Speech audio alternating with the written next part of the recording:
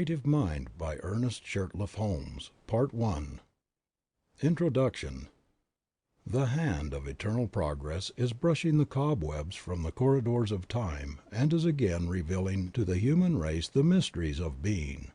As there is nothing new under the sun, the searchlight of truth is bringing to light only what has been known to the few in all generations. The time is now come when the few must become the many. The whole world, from the least to the greatest, must know the truth, so that man may understand the great laws that govern his life.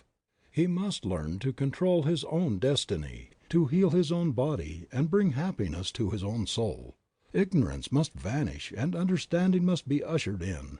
Man is no longer to be governed by anything outside himself. Creeds, doctrines, churches, institutions, organizations, governments are all being changed to give place to the realization of the individual. There is a power in and through all that is working this great transformation. All that will not measure up to the standard must fall by its own weight.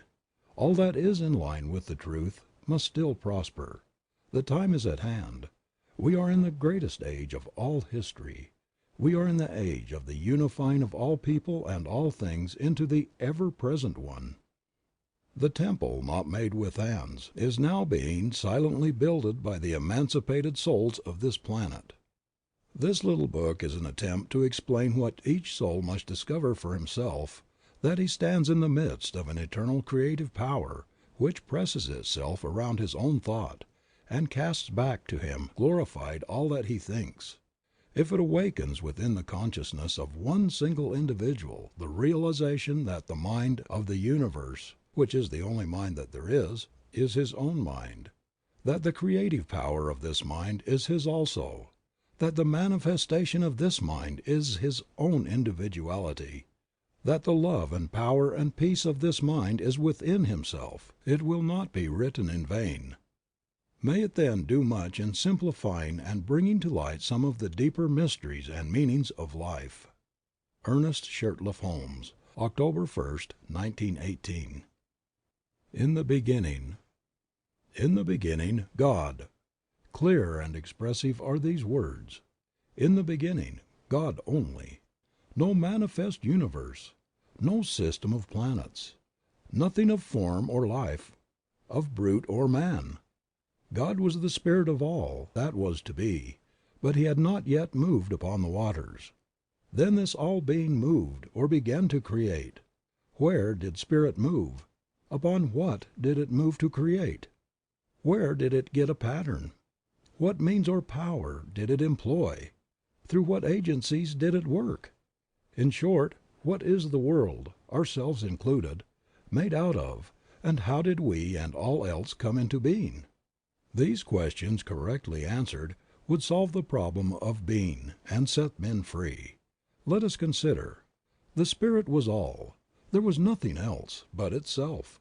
All-inclusive, everywhere, infinite. This all-spirit could not have had the impulse to move unless it were self-conscious.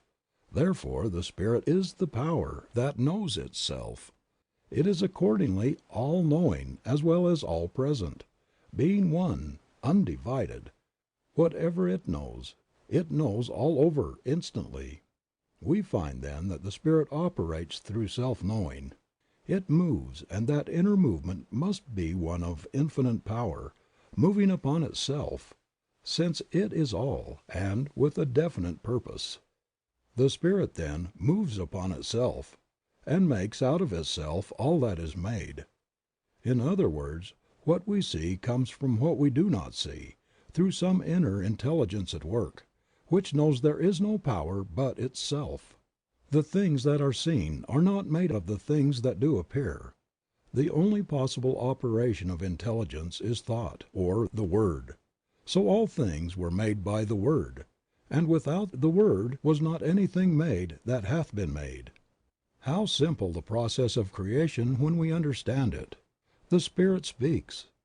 And since there is nothing but the Spirit, and it is all power, it has only to speak and it is done. The Word was with God, and the Word was God. From the Word, then, comes forth all that appears. Each life, human or divine, each manifestation is a different kind of word coming into expression. The great fact to dwell upon is that Spirit needs nothing to help it. It is self-conscious and has all power and all ability to do whatever it wishes to accomplish. It operates simply by speaking. It is hard to get a clear concept of this great ceaseless cause, this something from which all things come. At times we get into a maze of confusion when we attempt to realize what the Spirit means. It is then that we should think of it as the great reason behind everything. Being all knowledge, it must know itself, and must know everything it creates. So it knows us, and it knows everyone. Since it is all presence, we can contact anywhere, and will never have to go to some particular spot to find it. As it is all-knowing and operates through the power of the Word, it knows everything we think.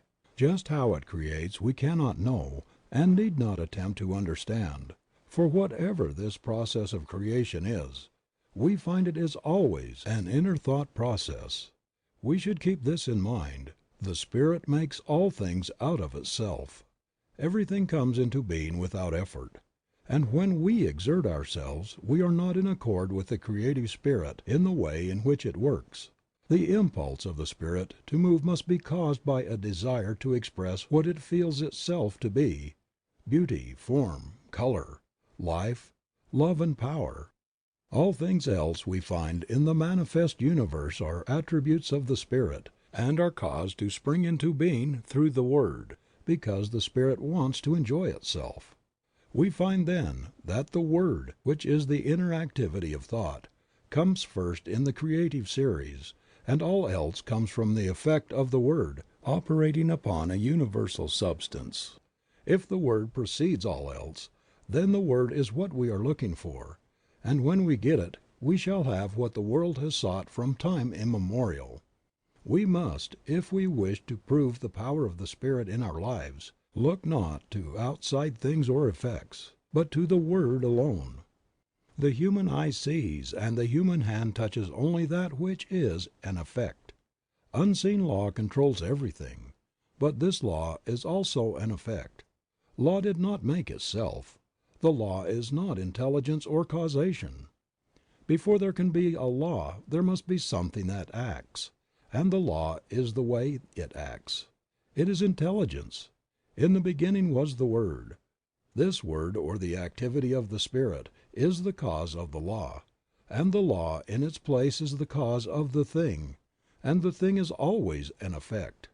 That is, it did not make itself. It is a result. The Word always comes first in the creative series. The Word was with God, and the Word was God, and the Word still is God. When we realize that man is like God, and he could not be otherwise, being made out of God, we realize that His Word also has power.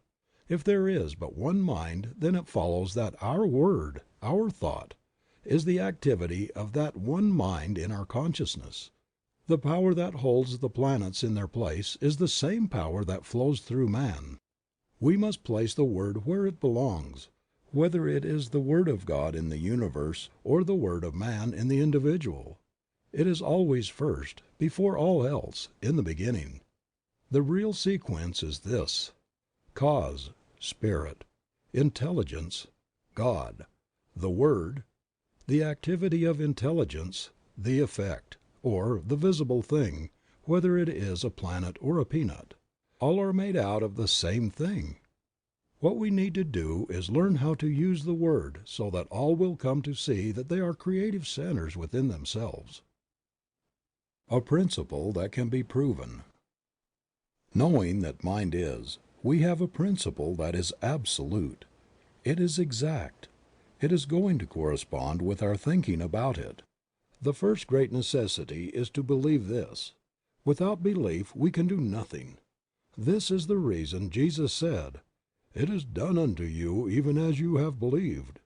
Always it is done unto people as they believe, and there is something that does it which never fails. We must believe that our word is formed upon and around this creative mind. For instance, we wish to create activity in our business. We believe that our word is law about that thing, and there is something that takes our thought and executes it for us.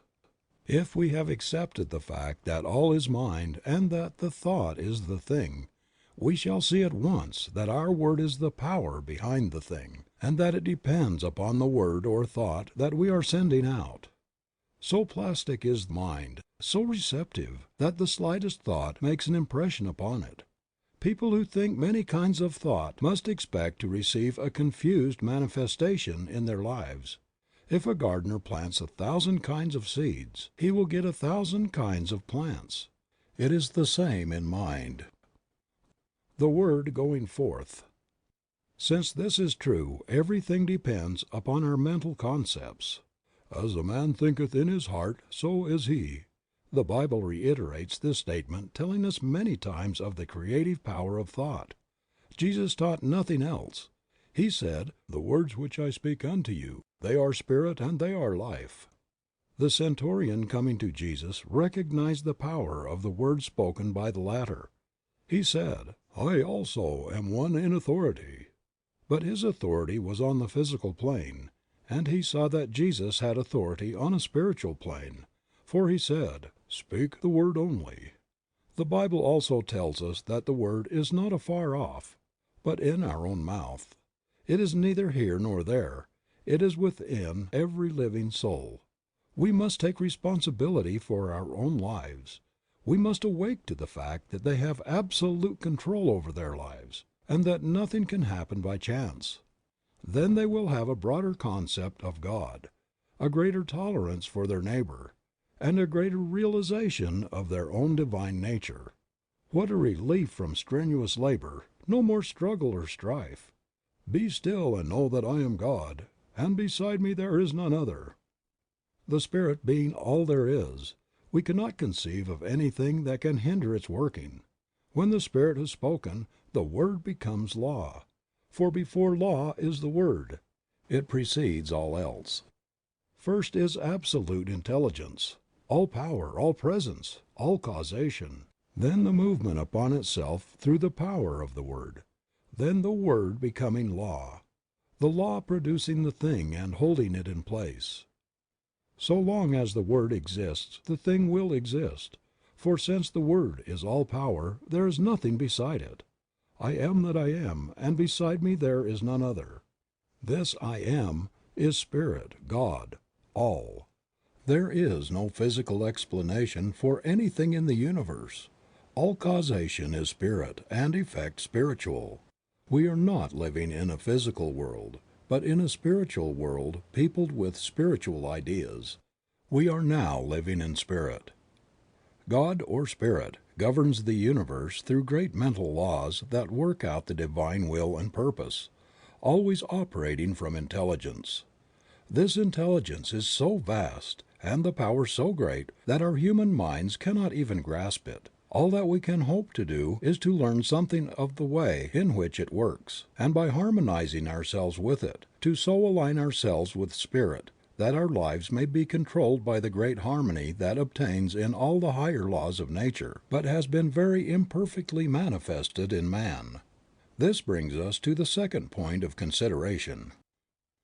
Why and what is man? We find in the physical universe that automatic laws govern everything. For instance, the tree cannot say, "I will not," because of the law that holds it in place. It grows without any volition of its own. So it is with all nature, but when we come to man we find a different manifestation of the Spirit, a being who can say, "I choose." In all creation man alone is an individual, man alone is free, and yet man alone wants, is sick, suffers, and is unhappy. Man marks the earth with ruin. Why? Because he has not found his true nature. The very thing that should free him, and eventually will do so, now limits him. God could not make an individual without making him able to think, and he cannot think without bringing upon himself the results of his thought, good or bad. This does not mean using two powers, but using the one from two standpoints. Nothing in itself is either good or bad. All things exist in the mind as a potentiality, Mind is eternally acting upon thought, continually producing its own images from mind, and casting them out into manifestation. Man must be the outcome of the desire of the spirit to make something which expresses the same life that it feels. Man is made to be a companion of the Infinite, but to arrive at this exalted plane of being he must have his freedom, and be let alone to discover his own nature, to return love to his Creator only when he chooses to do so. At the doorway, then, of man's mind this wonderful God has to wait. "Behold, I stand at the door and knock." The opening must be on the part of the individual. Man lives in a mind that presses in upon him from all sides with infinite possibilities, with infinite creative power. The divine urge of infinite love crowds itself upon him and awaits his recognition. Being the image of this power, his thought also must be the word, or cause it life. At the center of his being is all the power that he will need on the path of his unfoldment. All the mind that man has is as much of this infinite mind as he allows to flow through him. We have often thought of God as far off, and of man as being separate from all the good, and now we are coming to see that God and man are one, and that one is simply awaiting man's recognition, that he may spring into being and become to man all that he could wish or want. "As the Father has inherent life in himself, so hath he given to the Son to have life within himself." It could not be otherwise. We are all in mind, and mind is always creating for us as we think, and as we are thinking creatures, always thinking, our happiness depends upon our thought. Let us consider the law of our life. The law of our lives. Spirit creates through law. The law is always mind in action. Mind cannot act unless intelligence sets it in motion. In the great universal mind, man is a center of intelligence, and every time he thinks he sets mind into action. What is the activity of this mind in relation to man's thought? It has to be one of mental correspondence. That is, mind has to reflect whatever thought it casts into it. Wonderful as universal mind is, it has no choice but to create whatever thought is given it. If it could contradict that thought, it would not be a unit, since this would be recognizing something outside itself. This is a point in truth which should not be overlooked. The one mind knows only its own ability to make whatever is given it. It sees no other power and never analyzes or dissects. It simply knows, and the reason why people do not understand this is that they have not realized what mind is. The ordinary individual thinks of mind only from the limitation of his own environment. The concept he has of mind is the concept of his own thinking, which is very limited. We are surrounded by an all-seeing, all-knowing mind, which is one and runs through all. The belief in the dual mind has destroyed practically all philosophies and religions of the ages, and will continue to do so until the world comes to see that there is but one. Whatever name is given it, there is but one. It is this one that creates for us, whatever we believe. Our thought operative through this one produces all our affairs.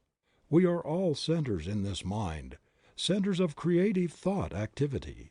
There is nothing which appears in the manifest universe other than an objectified thought, whether it be a bump on your head, a growth on your foot, or a planet. It could not be there were it not made out of mind, for mind is all there is to make anything out of. Whatever is made out of it. Nothing exists or can exist without a source from which it springs. We are not dealing with a negative as well as a positive power, not two powers but one. A power that sees neither good nor evil as we see it.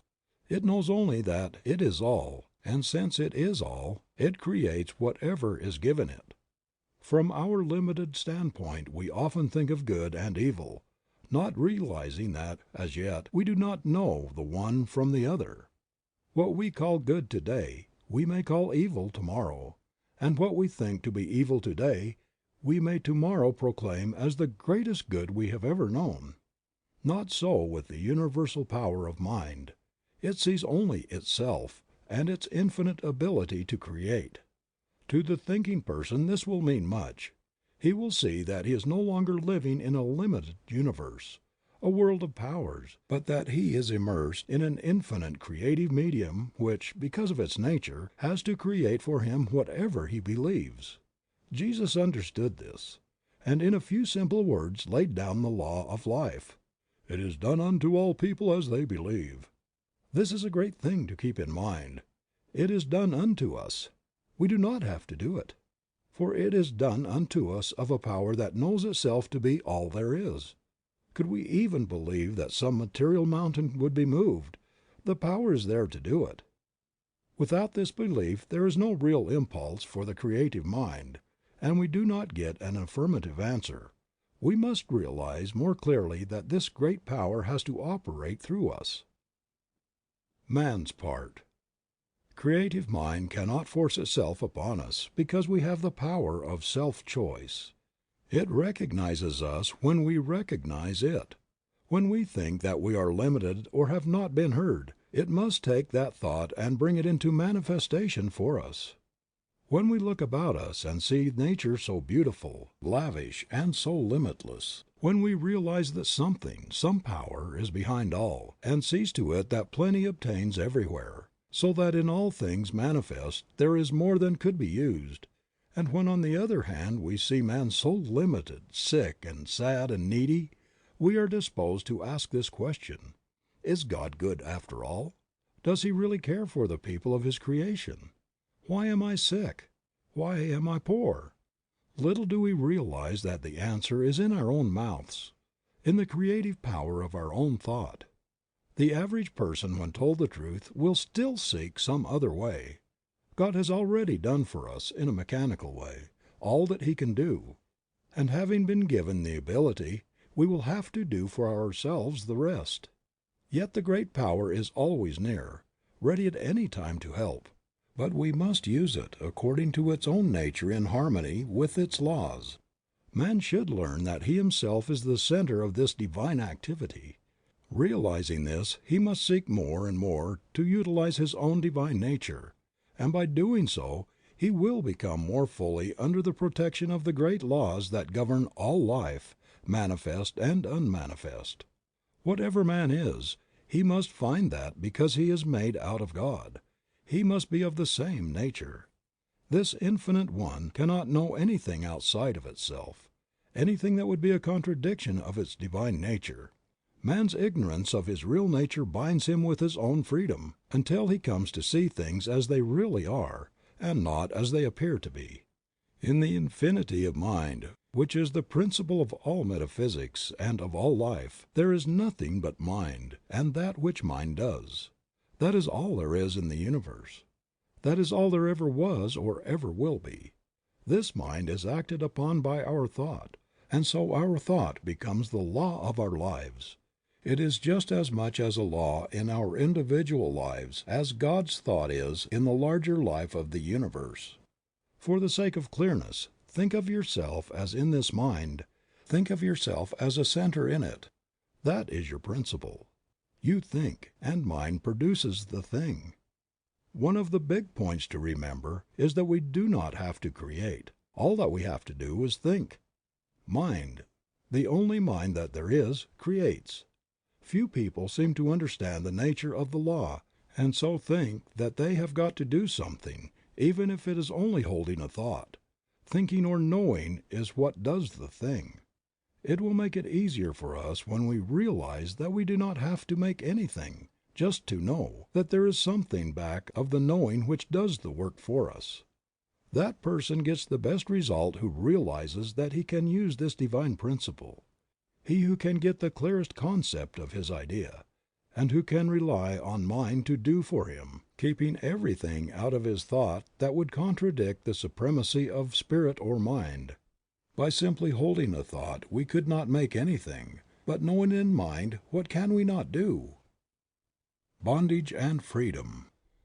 Never get away from the fact that you are surrounded by such a power. It is the principle of demonstration. It knows every thought. As we send forth our thought into it, it does unto us. The person who is ignorant of this law must by that ignorance be bound by his thought, by his human beliefs.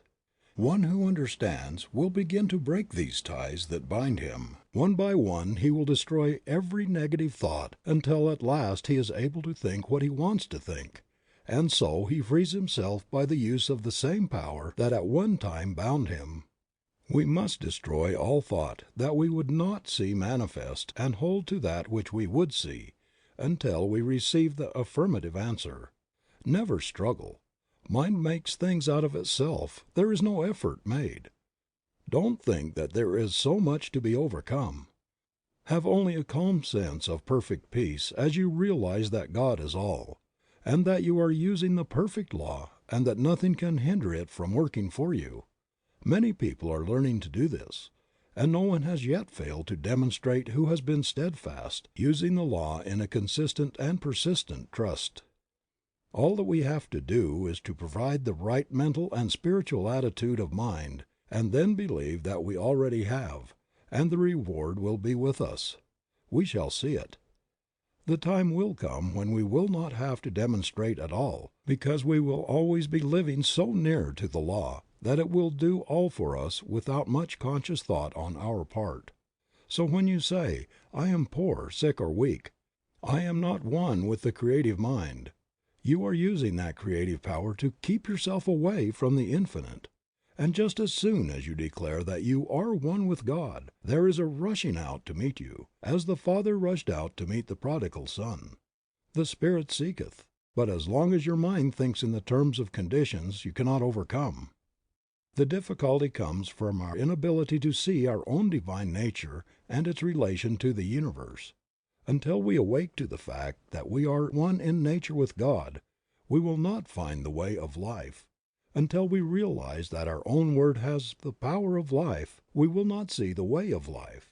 And this brings us to the consideration of the use of the word in our lives. The Word. The Word was with God, and the Word was God. The Word is nigh thee, even in thy own mouth, that thou shouldest know it and do it. What does this mean? It clearly states that whatever power there is in the Word, and it says it is all power, is also in our own mouths. There's no avoiding the fact that the Bible claims for man the same power in his own life and his own world that it claims for God. In the lives of the majority, men do not realize that the Word is in their own mouths. What Word? Little do we realize that this word which they are so earnestly seeking is every word they hear, think, or speak. Do we who are endeavoring to realize the greater truths of life always govern our words? If any word has power, it follows that all words have power. It is not in the few moments of spiritual meditation that we demonstrate, but we bring out the possibilities of the hidden word when we are allowing our thoughts to run in any direction, not in the short time spent in silence, but in the long hours stretching themselves into days, months, and years. Are we always using the Word? An hour a day spent in silent meditation will not save us from the confusion of life. The 51% of man's thinking is what counts. It is easy when we are alone to brave the storms of life. Surrounded by our own exalted atmosphere, we feel the strength of the Infinite. We rise in spirit. We think we are experiencing the ultimate of truth, that all things are ours. These moments in a busy life are well spent, but must be unavoidably brief. But what of the rest of the day? What of the busy street, of the marketplace, and of all the daily contact with life? Do we then obtain? Do we keep on in the same even way? Or do we fall before the outer confusion of our surroundings? Are we still creating the Word and setting it afloat in the great ethers of life? Are these words creating for us? Yes. How necessary, then, to keep the independence of the solitude. How seldom we do this! God sent an angel to speak to me. A word he was fain I hear. And the angel brought the message and whispered it in my ear. God knew I needed the word he sent. I had lost the zest of fight, and the right was all but beaten, and wrong it was all but right. Simple the word that he sent me, but it soothed a spirit raw with the pain of too much striving. 'Twas love fulfills the law. Few people indeed in the day in which we live are well poised.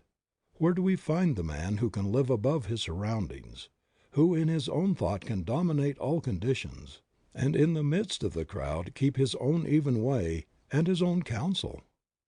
When we do meet such a person we will know him, for we will find on his face the image of perfect peace. We shall detect in his bearing the ease and independence that comes only to the man who has found himself, and who is centered not in the outer but in the inner world. Such a character as this has the power to attract to himself all of the best in the world. He is a center toward which all else must gravitate. The atmosphere which he creates and with which he surrounds himself is one of absolute calm and peace. The world at once sees in this man a master, and gladly sits at his feet. And yet this man who has risen above the thought of the world cares not that other people should sit at his feet. He knows that what he has done all may do, and he well knows that all the teaching in the world will not produce another such as he. He knows that it is not from the teaching but from the being that true greatness springs. So this man does not go around teaching or preaching. He simply is. The man who has arrived. The man who has arrived will realize he has done so in the midst of an outer confusion. He will be the one who has gone into the silence for strength, and has come out into the world equipped with power from on high. But that light which he has received must be kept burning. Not alone in silence, but in the busy throng must all of us find the way of life. Our every thought creates. For the majority of us these thoughts come in everyday affairs, some of which are very trivial, but these too will be demonstrated. We have missed the whole point, unless we have learned so to control our thought that time and place make no difference. The power we have within us.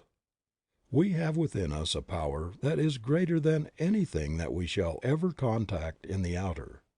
A power that can overcome every obstacle in our life and set us safe, satisfied, and at peace, healed and prosperous in a new light, and in a new life. Mind, all mind is right here. It is God's mind, God's creative power, God's creative life. We have as much of this power to use in our daily life as we can believe in and embody. The storehouse of nature is filled with infinite good, awaiting the touch of our awakened thought to spring forth into manifestation in our life. But the awakening must be on our part, and not on the side of life. We stand at the gateway of limitless opportunity in the eternal and changeless Now. Now is the day in which to begin the new life that is to lift us up to the greater expression of all that is wonderful. The word that we speak is the law of our life, and nothing hinders but ourselves. We have through ignorance of our real nature misused the power of our word, and behold what it has brought upon us, the very thing that we feared. But now it shall produce a new thing, a new heaven and a new earth. Individual ideas. We find that in the universe every separate idea has a word, a mental concept behind it, and as long as that word remains the thing is held in place in the visible world. When the concept is withdrawn, the idea in the visible melts away, disappears. It ceases to vibrate to the word, which is the law behind it. For when the word is withdrawn, the condensation of the ether that forms the word melts again into the formless. There was a time when the world was without form, and from the word alone all things were made that are made.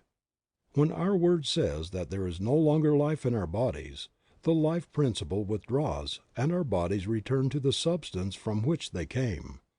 Here is the great mystery of life, that we are able to use this creative word for whatever purpose we may desire, and that word becomes the law unto the thing for which it was spoken.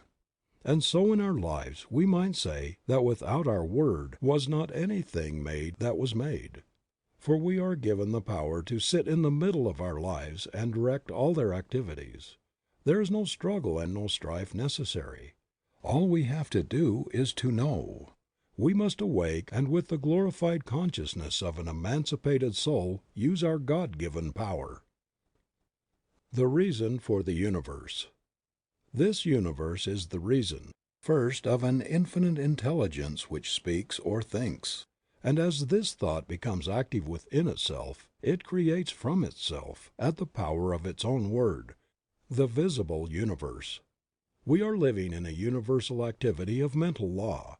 We are surrounded by a mind which receives every impression of our thought and returns to us just what we think. Every man, then, is living in a world made for him from the activity of his thought. It is a self-evident proposition that mind must create out of itself. And this self, being limitless, it follows that its creative power is without limit. Mind in action. Everything that we see is the result of mind in action. We all have a body, and we have what is called a physical environment. We could have neither if it were not for mind.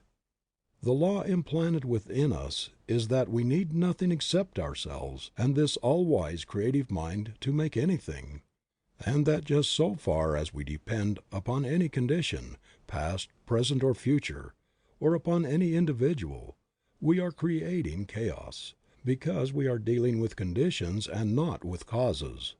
Every living soul is a law unto himself, but of this great truth few people are conscious. It seems difficult for the race, which feels itself to be so limited, to comprehend the fact that there is a power that makes things directly out of itself, by simply becoming the thing that it makes, and that it does this by self-knowing. But we will not demonstrate until we see at least some of this, the greatest truth about life. We should realize that we are dealing with the principle that is scientifically correct. It will never fail us at any time, but is eternally present. We can approach the infinite mind with a depth of thought and understanding, knowing that it will respond, knowing that we are dealing with reality. Jesus, who saw this very clearly, laid down the whole law of life in a few simple words. "It is done unto you as you believe." We do not have to do it. It is done unto us. It is done by a power that is all. Could we believe that a material mountain would be moved, it would be done unto us. But unless we do believe, there is no impulse for the creative power, and we do not receive. Life externalizes at the level of our thought. Action and reaction. There is something that casts back at us every thought that we think. "Vengeance is mine, I will repay, saith the Lord." It is a statement of eternal truth and correspondences against which nothing can stand.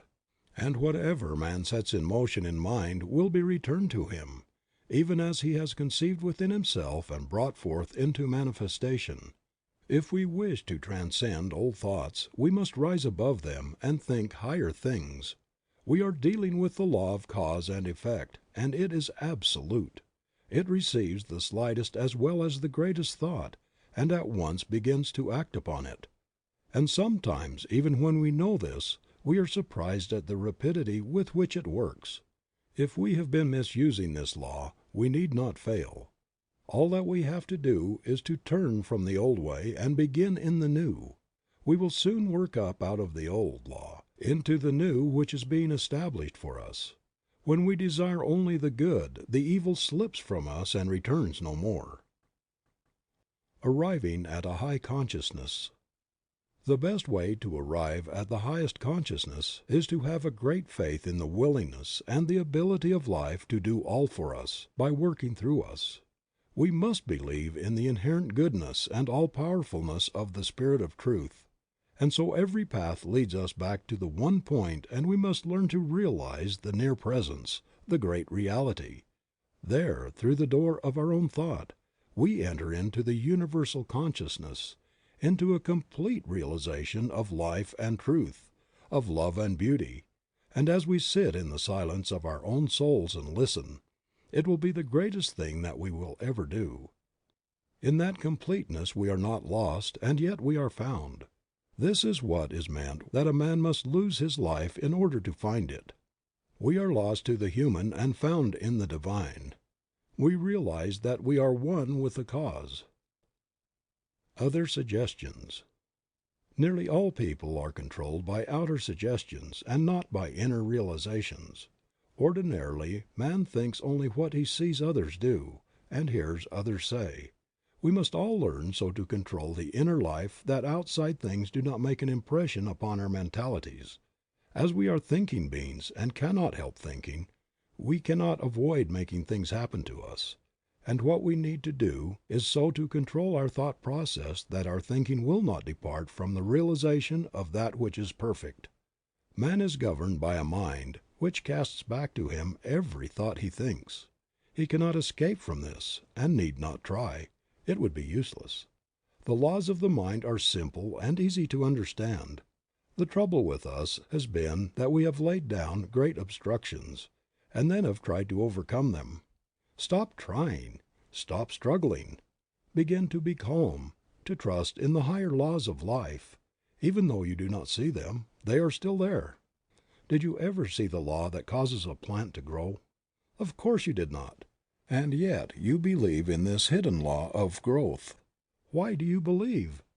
Simply because every year out of the seed time comes a harvest.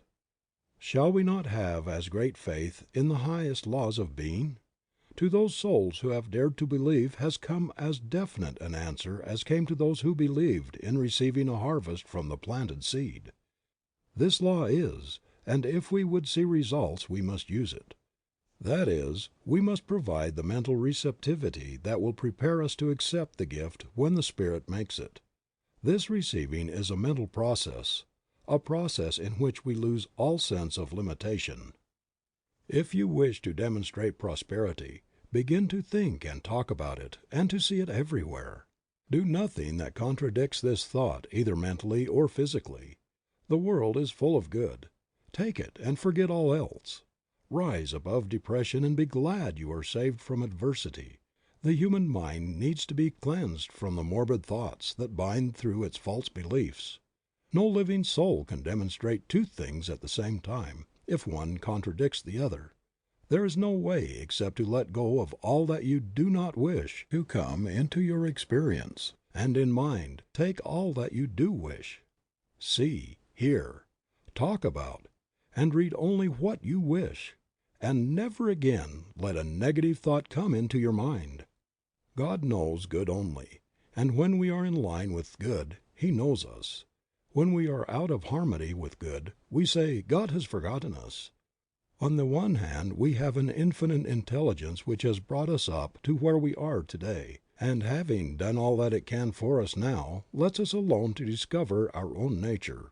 On the other hand, we have the infinite law, which is an activity of God, and we can use it for what we will, only with this provision, that, in so far as we use it for the good of all, are we protected.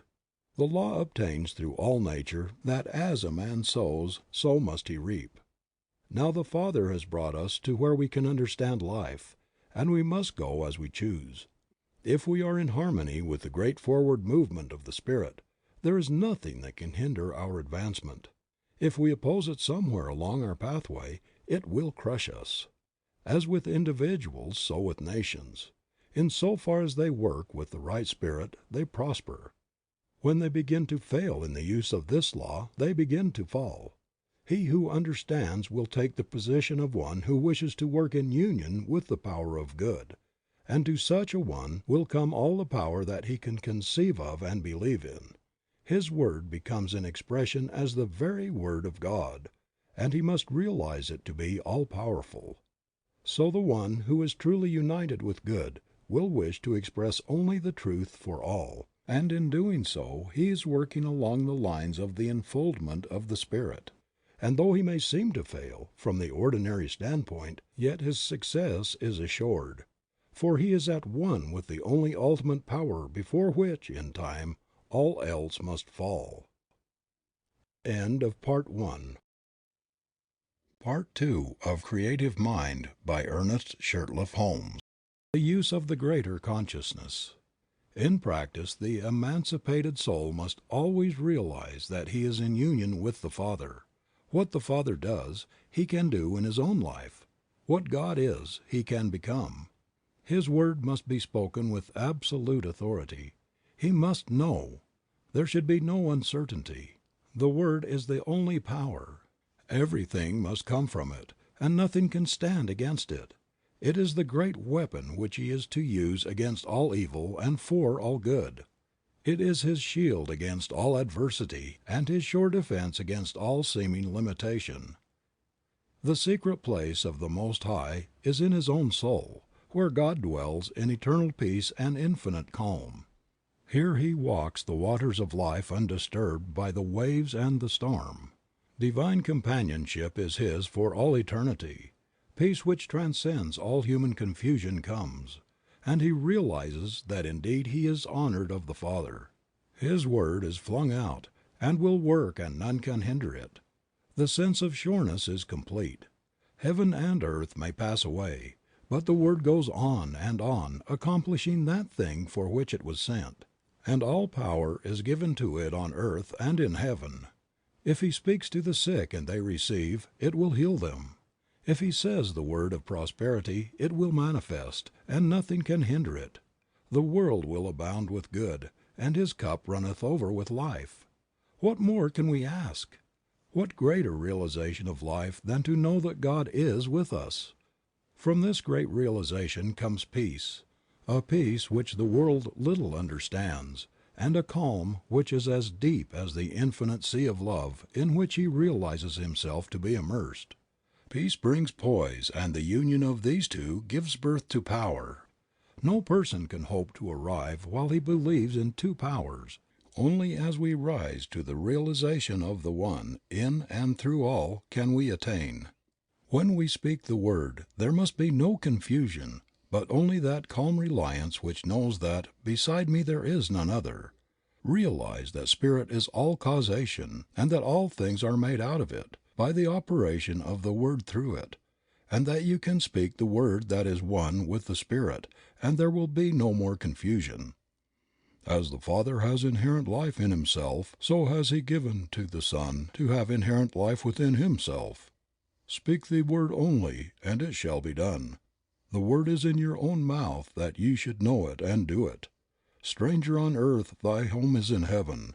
Pilgrim, thou art the guest of God. The greater consciousness. Man is surrounded by a great universal thought power which returns to him always just as he thinks. So plastic, so receptive is this mind that it takes the slightest impression and molds it into conditions. There are two things in man which his thought affects, his body and his environment. At all times he is given absolute control over these two things, and from the effect of his thought upon them he cannot hope to escape. At first, being ignorant of this fact, he binds himself by a misuse of the laws of his being. But as he begins to see that he himself is responsible for all that comes to him on the path of life, he begins to control his thought, which in its turn acts on the universal substance to create for him a new world. The great soul is learning more and more to dare to fling out into mind a divine idea of himself, and to see himself perfect and whole. If he has a divine thought he will get a divine thing. If he has a human thought, he will get a human thing. He will receive whatever his innermost thought embodies.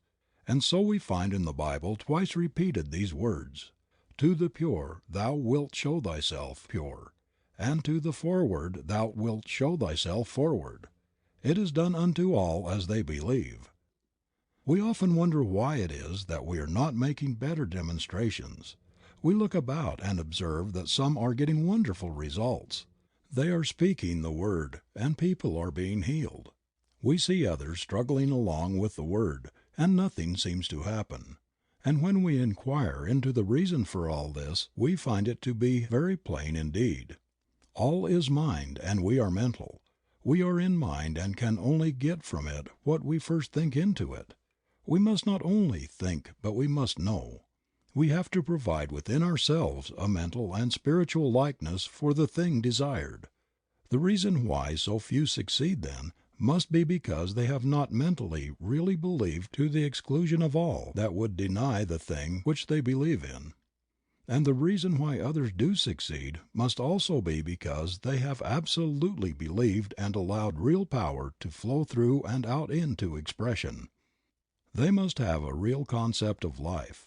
Hold an object in front of a mirror and it will image in the mirror the exact size of the object. Hold a thought in mind and it will image in matter the exact likeness of the thought. Let us take this image which we hold before a mirror and change it ever so slightly, and there will be a corresponding change in the reflection. It is just the same in the mental world. Whatever is imagined is brought forth, from mind, into manifestation. We must not deny that which we affirm. We must reason only from that cause which is spiritual and mental and weed out all thought that would deny its power in our lives. There seems to be something in the race thought that says man is poor, man is limited, that there is a lack of opportunity, that times are hard, that prices are high, that nobody wants what I have to offer. No person succeeds who speaks these ideas. When we express ourselves in this way, we are using a destructive power. All such thoughts must go, and we must all realize that we are an active center in the only power there is. We must get the perfect vision, the perfect conception. We must enlarge our thought until it realizes all good, and then we must swing right out and use this almighty power for definite purposes. We should daily feel a deeper union with life, a greater sense of that indwelling God, the God of the everywhere within us. When we speak into this mind we have sown the seed of thought in the Absolute and may rest in peace. We do not have to make haste, because it is done unto all as they believe. In that day that they shall call upon me I will answer. People will often ask, what is the best method for demonstration? There is but one answer to that question. The Word is the only possible method of demonstrating anything. The Word really felt and embodied in our thought. Then the Word becomes flesh and dwells among us and we behold and experience it. We will ask for no other way when we understand this. The person who does not understand these laws will be likely to say that this is presumptuous, that it is even sacrilegious. But this comes only from a lack of understanding of the fact that all is governed by law, and that all law is impersonal and universal. We have just as much right to use spiritual law as to use the so-called physical laws. Strictly speaking, there's no such thing as a physical law, as all things are spiritual and all law is a law of the activity of the Spirit. The greatest use of these laws will always come to that soul who is the most deeply spiritual, as such a soul comes the nearest to using law as God uses it. So to the really great soul there must come a very close relationship with the invisible God. This relationship cannot be expressed in words, but only in inner feeling which transcends the power of words to express. God must become the great reality, not simply as the principle of life, but more as the great mind which knows, and which at all times understands and responds. To say that God does not understand our desires would be to rob the Divine Mind of all consciousness and place God lower in the scale of being than we ourselves are. On the other hand, we must be careful not to believe that God thinks evil and understands that which is not perfect, as then we would have an imperfect being for the first cause. We should more and more learn to think of things in the absolute, that is, to think of things as not limited by conditions. Realize at all times that the Spirit makes things out of itself, and needs no beginning except its own self-recognition. Then we must cognize our relation to this great power as one of absolute correspondence. What we think into it, it takes up and does for us as we think. It should not be an effort so to think. We should do so with ease, without strain. The law must return to us. We have no responsibility except to provide the proper channel. It can return only in the exact way that we think. If we think struggle is the reality, we shall gain our demonstration, but struggle will have to be the result. There is a law of reflection between mind and the one who thinks, and it is not only what a man thinks, but also how he thinks that shall be done unto him. If you believe absolutely that you can do a certain thing, the way will always be open for you to do it. If also you believe that time will have to elapse, then you are making a law, and time will have to elapse. If, on the other hand, you believe that mind knows just how and never makes mistakes, but lets it be done unto you, then it will be done. Confusion brings more confusion. Peace begets more peace. We cannot imagine the Great Spirit hurrying or worrying, fretting or trying to make anything happen. The only reason we worry and fret is because we have thought there was some other power which could bring confusion. Such is not the case. There is but one, and we are always using that one, but using it according to our belief. This is our divine birthright. Nothing hinders it but ourselves. Remember that since all is mind, you cannot demonstrate beyond your ability to comprehend mentally, that is, beyond your ability to know about a certain thing. For instance, suppose you wish to heal someone who is sick. Your ability to do this will depend entirely upon your ability to see perfection mentally, coupled also with the realization that your word destroys everything unlike itself. If you try to see perfection for a few minutes only, it will never heal. Your thought goes on at all times, and in the moments when you least realize it, conditions are being molded for you. It is not enough to declare consciously for the truth. The truth must be believed or no good results will be forthcoming. The perfect universe. The one who desires to heal must stop seeing, reading about, discussing, or listening to conversation about sickness.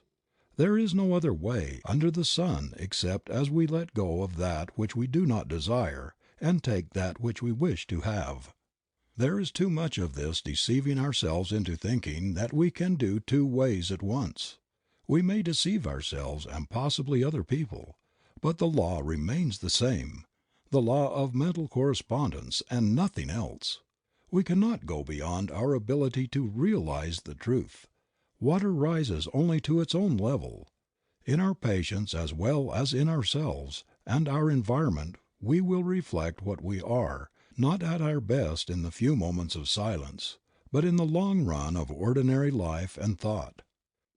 To acquire the larger consciousness is no easy task. All that we have believed in which contradicts the perfect whole must be dropped from our thought, and we must come to realize that we are now living in a perfect universe, peopled with perfect spiritual beings, each of which, coupled with the great divinity, is complete within himself. We must see that we are one in the Great One. And then we will not separate or divide, but unite and add to, until in time we will find that we are living in an entirely different world from that in which we had once thought we were living. Of course this will meet with much opposition from those unenlightened souls whom we must contact in the world. But what of that? Remember, the great man is the one who can keep in the crowd the calm, even thought, the deep, divine reliance on principle. And more, this is the only way to help or save the world. In time all people will come to the same understanding. You are lifting up the standard of life, and those who are ready will follow. You have no responsibility to save the world except by exemplifying the truth. The world must save itself. All are alike. There is no difference between one person and another. Come to see all as a divine idea. Stop all negative thought. Think only about what you want, and never about what you do not want, as that would cause a false creation. Too much cannot be said about the fact that all are dealing with only one power, making and unmaking for man through the creative power of his own thought. If there is something in your life that you do not want there, stop fighting it. Forget it. About struggle, karma. There is too much struggle coming into the metaphysical thought. Often we hear some seeker after truth say, "I have a big fight ahead." O foolish and untaught, how can you hope to enter in? The kingdom comes not from without, but from within, always. Stop all struggle and wait upon the sure principle that creates whatever it wills, because there is nothing to oppose it. As long as we think that opposition exists we are blocking the way for the clearer vision. Those that take up the sword must perish by it, not because God is a jealous God, but because that is the way the law must work. Cause and effect must obtain everywhere. Do not even fuss about your karma. Too often we hear people say, "This is my karma." This may be true enough, but how many people know what they mean when they use the word karma? Do you realize that your karma is nothing but your false thinking, and that the only way to escape it is to think the truth, and that brings in the higher law? When the greater comes in, the lesser leaves because there's no longer anything to give life to it. The past is gone when we learn to forgive and to forget. This erases from mind all that is held against us, and even our sins are remembered no more against us forever. Fate is in our own hands, and when we will rise to that pure atmosphere where we see things in their completeness, and know that an all-wise power is behind it all, we will see that the Infinite Mind could wish for us only that which expresses itself in limitless terms. The whole trouble has been that we reason as men and not as gods. "I say ye are gods, and every one of you sons of the Most High." The great law of life is thinking and becoming, and when we think from the lofty heights of the Spirit we will become great, and not until then. Do not try to convince anyone of the truth; that will bring confusion. Truth is, just as much as God is, and the whole world is coming gradually into the realization of it. Keep the truth within your own soul. Lift your own self above the confusion of life, and then people will believe. So all our thought is to be created in the realization of the One becoming the Many, without struggle, without fear, stripped of all that denies the truth. How limited we are, how little our thought! How the human race rises in the morning, plods off to the day's work, plods home at night, sore and tired, eats and sleeps, works and dies. As has been said of man, man works hard to get money to buy food to get strength to work hard, to get money to buy food to get strength to work hard, to get money, etc. This was never intended. It is the curse imposed on the man who believed in two powers, one of good and one of evil. To us there has come a greater vision, and to those who believe and act as though it were true it is proving itself. We must turn from all human thought and experience. We are not downtrodden, depraved, and miserable sinners, born in sin and conceived in iniquity and shame, some to go to heaven and some to hell, and all to the eternal glory of God. This is a lie. It always has been and always will be. But as long as we believe in a lie, it seems to be present with us. Man is born of the Spirit of God Almighty, is pure, holy, perfect, complete, and undefiled, is at one with his eternal principle of being. Many people are finding this out, and as a monument to its truth millions are daily proving it for themselves. Somewhere down the path of human experience we will all awaken to the realization that we ourselves are heaven or hell. We live in spirit awaiting the touch of thought that believes. All people look, a few see. Part 2. Practice. Introductory. The one who wishes to practice metaphysics must first, last, and all the time realize that he himself is a center of the divine activity. He must know that whatever God is in the universal, He is in the world in which he lives. He must know that all things are made out of Spirit, which is first cause.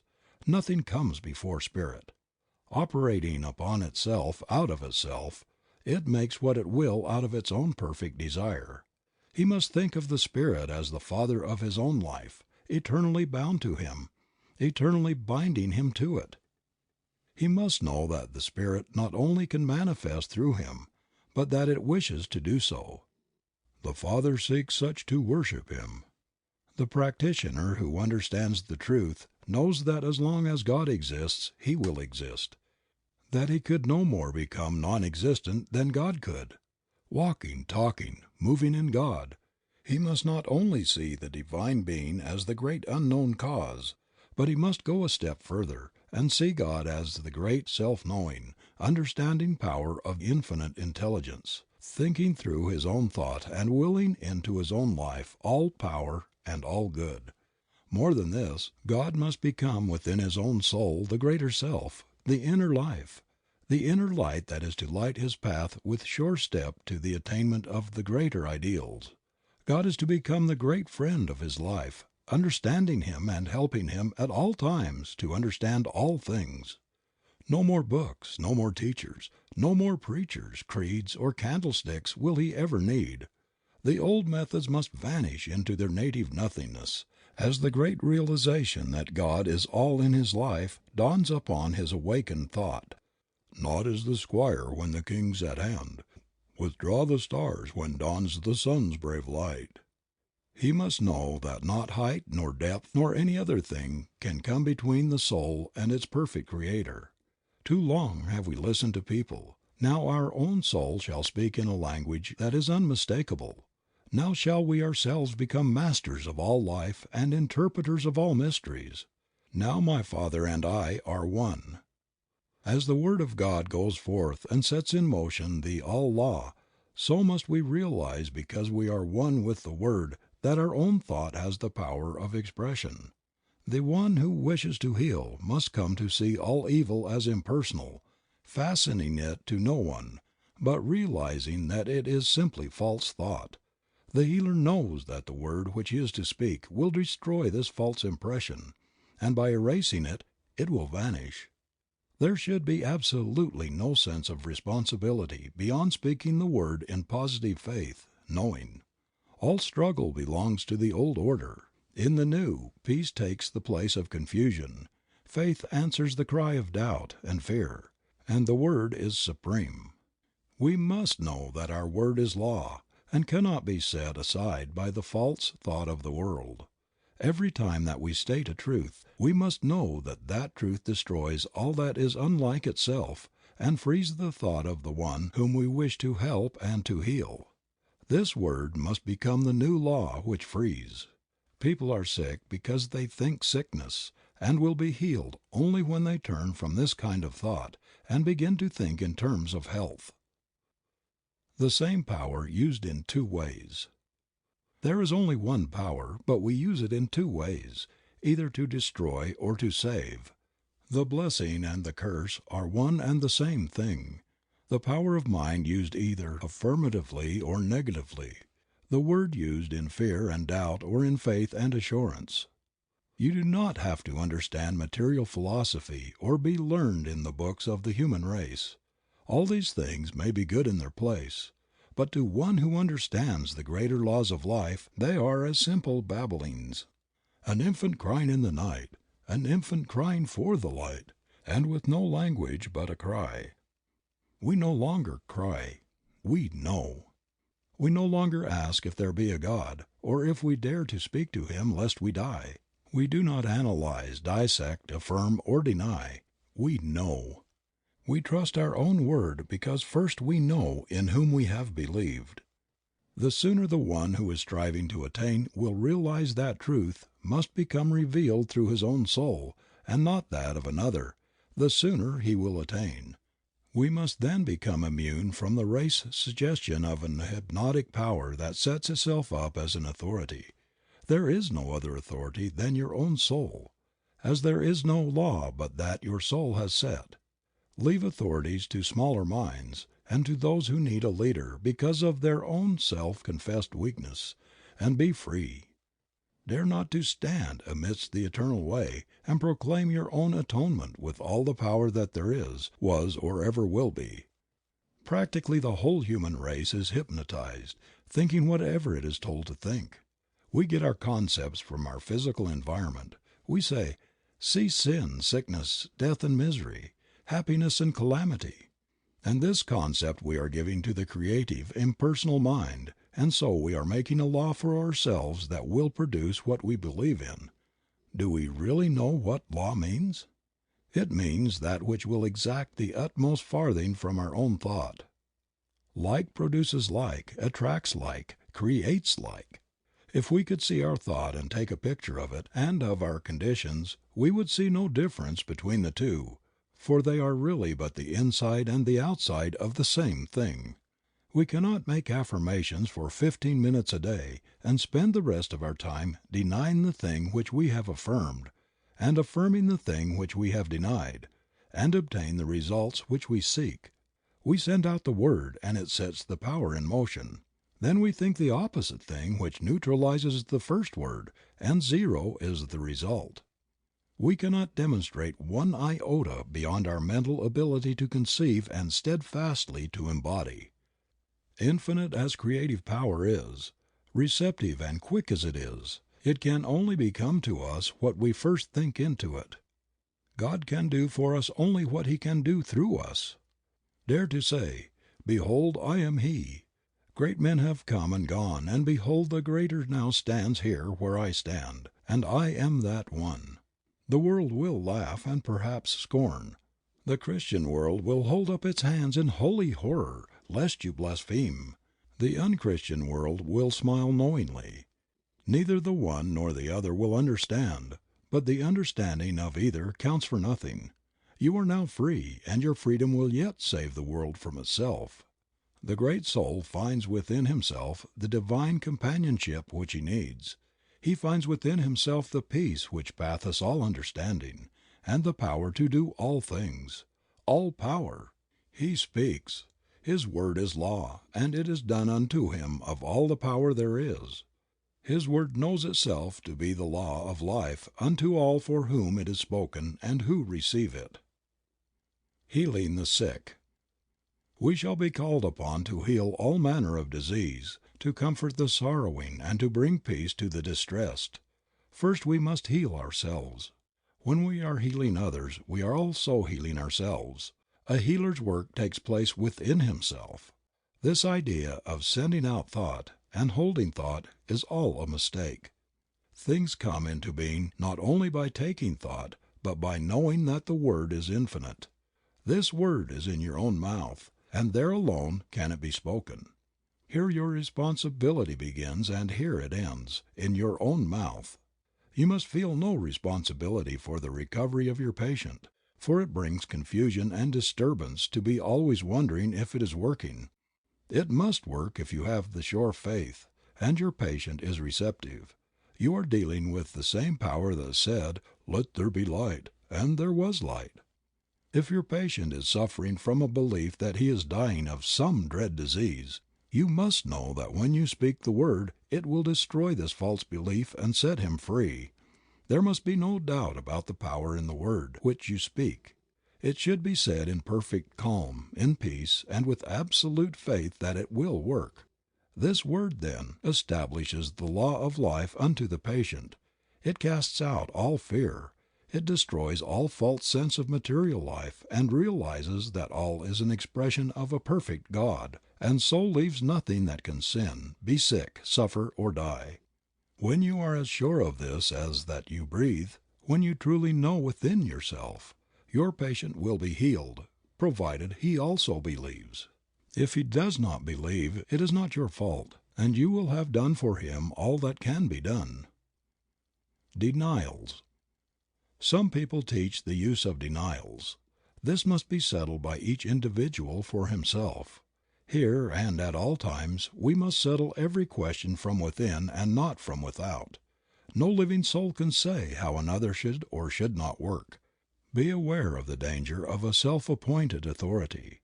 This danger is as apt to come into new thought as it was in the old. No one is your authority on anything. Let us look into the philosophy of denials. We find that many people teach and practice them, and we do not wish in any way to criticize them. Their reasoning is this: all disease is an image of thought held in mind until it appears in the body. It is true that without the ability to think man could not be sick. If he thinks a sick thought it will make him sick. When he changes his thought and thinks health, he is healed. It is taught that since sickness is negative thought, it must be counteracted by a positive thought, and that the best way is to deny the sick and affirm the positive thought. For instance, There is no matter, and nothing can be the matter. This man has no material stomach. He is spiritual and not material. His lungs are not made of matter. They are spiritual ideas. I deny that man can be sick or suffer or die. All this may be accurate. Man is a spiritual idea, and so must be perfect in his real nature. But there is a question if this is the better way. When we look into the creative way of the Spirit, we find it impossible for denial to enter, as the Spirit recognizes no opposite to its own nature. It knows that I am, and beside me there is no other. The Spirit does not deny anything, it simply affirms itself to be that which it desires to be. Seeing and recognizing no opposite to itself, it finds no need of denial. Indeed, this thought need not enter the mind. If we are working with the Spirit, we need not deny, but state the affirmative attitude of mind, realizing that we are dealing with the only power that exists. There is a subtle danger in using denials. We may deny to such an extent as to erect a barrier or build a mountain to overcome. Once realize that God makes things out of Himself simply by speaking, and you will never again use denials in treating. All that needs changing is the false thought, and by affirming that your word destroys everything but itself, you will embody all that a denial could. In those systems that teach denials, we find that the more enlightened ones are gradually using the affirmative method, and as this is the growth of experience there can be no doubt that it is the better method. Of one thing we may be sure, the Spirit never denies. It simply knows that I am. The use of affirmations. The affirmation is the great weapon of the healer. It is in alignment with the way of the original creative spirit, and is the true use of the word of all power. We need only to say that our word is the law unto the case, and calmly state what we want to be done, and then say and do nothing that contradicts it, and wait for the fulfillment of that word. There is a power that operates on what we say, and it is done unto us, and we need have no fear about the results. If I am treating Mary Jones, I need only say I am helping her, and go to work within myself to realize that she is now a perfect being, made in the image of God. I must know that I am destroying all imperfection when I know within myself that I am speaking the truth, and realize that she is perfect. The healing is done as far as I am concerned. If she receives, she is healed. I am not responsible for her receptivity. Know that there is a power that corresponds to your own mental attitude, and you will see that the way you are believing is what makes things happen the way they do. Always believe in what you are doing. Never see the negative side of life. Never talk about it, or listen to talk of other people, and never think about or see imperfection, and you will have no trouble in making demonstrations. The highest attitude of mind. The highest attitude of mind, from which all else springs, is one of perfect calm and absolute trust in the Spirit. The one who can with perfect confidence look into the future, and with perfect ease of mind rest in the present, and who never looks backward, but who has learned to be still in his own soul and wait upon the Spirit, he is the one who will the most completely demonstrate the supremacy of spiritual thought over so-called material resistance. Be still and know that I am God. Non-resistance. Resist not evil, and it will flee from you. Here is a statement of one of the great laws of our being. When we resist we make a mental image of the thing we are fighting, and that tends to have it created for us. When we learn to look only at what we want and never at what we do not want, we will no longer resist anything. Suffer it to be so now. You need not try to change the world. Let it alone. All people are doing the best they can. No one needs to be saved but yourself. And the sooner you realize this, the sooner you will attain. Get over that holier than thou attitude. It is an illusion that many people suffer from, especially in the religious world. The world is all right. It's not going to hell. It is on the way to heaven. It is getting good so fast that in the process many things are being overturned and confusion appears to be on the surface. A great change is taking place, and on the surface the results are as yet a little mixed, but underneath the power is at work, destroying all unlike itself. In time all will come to see this. What a load of responsibility we assume that we were never meant to carry. Remember that in the divine plan no mistakes are made, and that if God could have done it in a better way, He would have done it differently.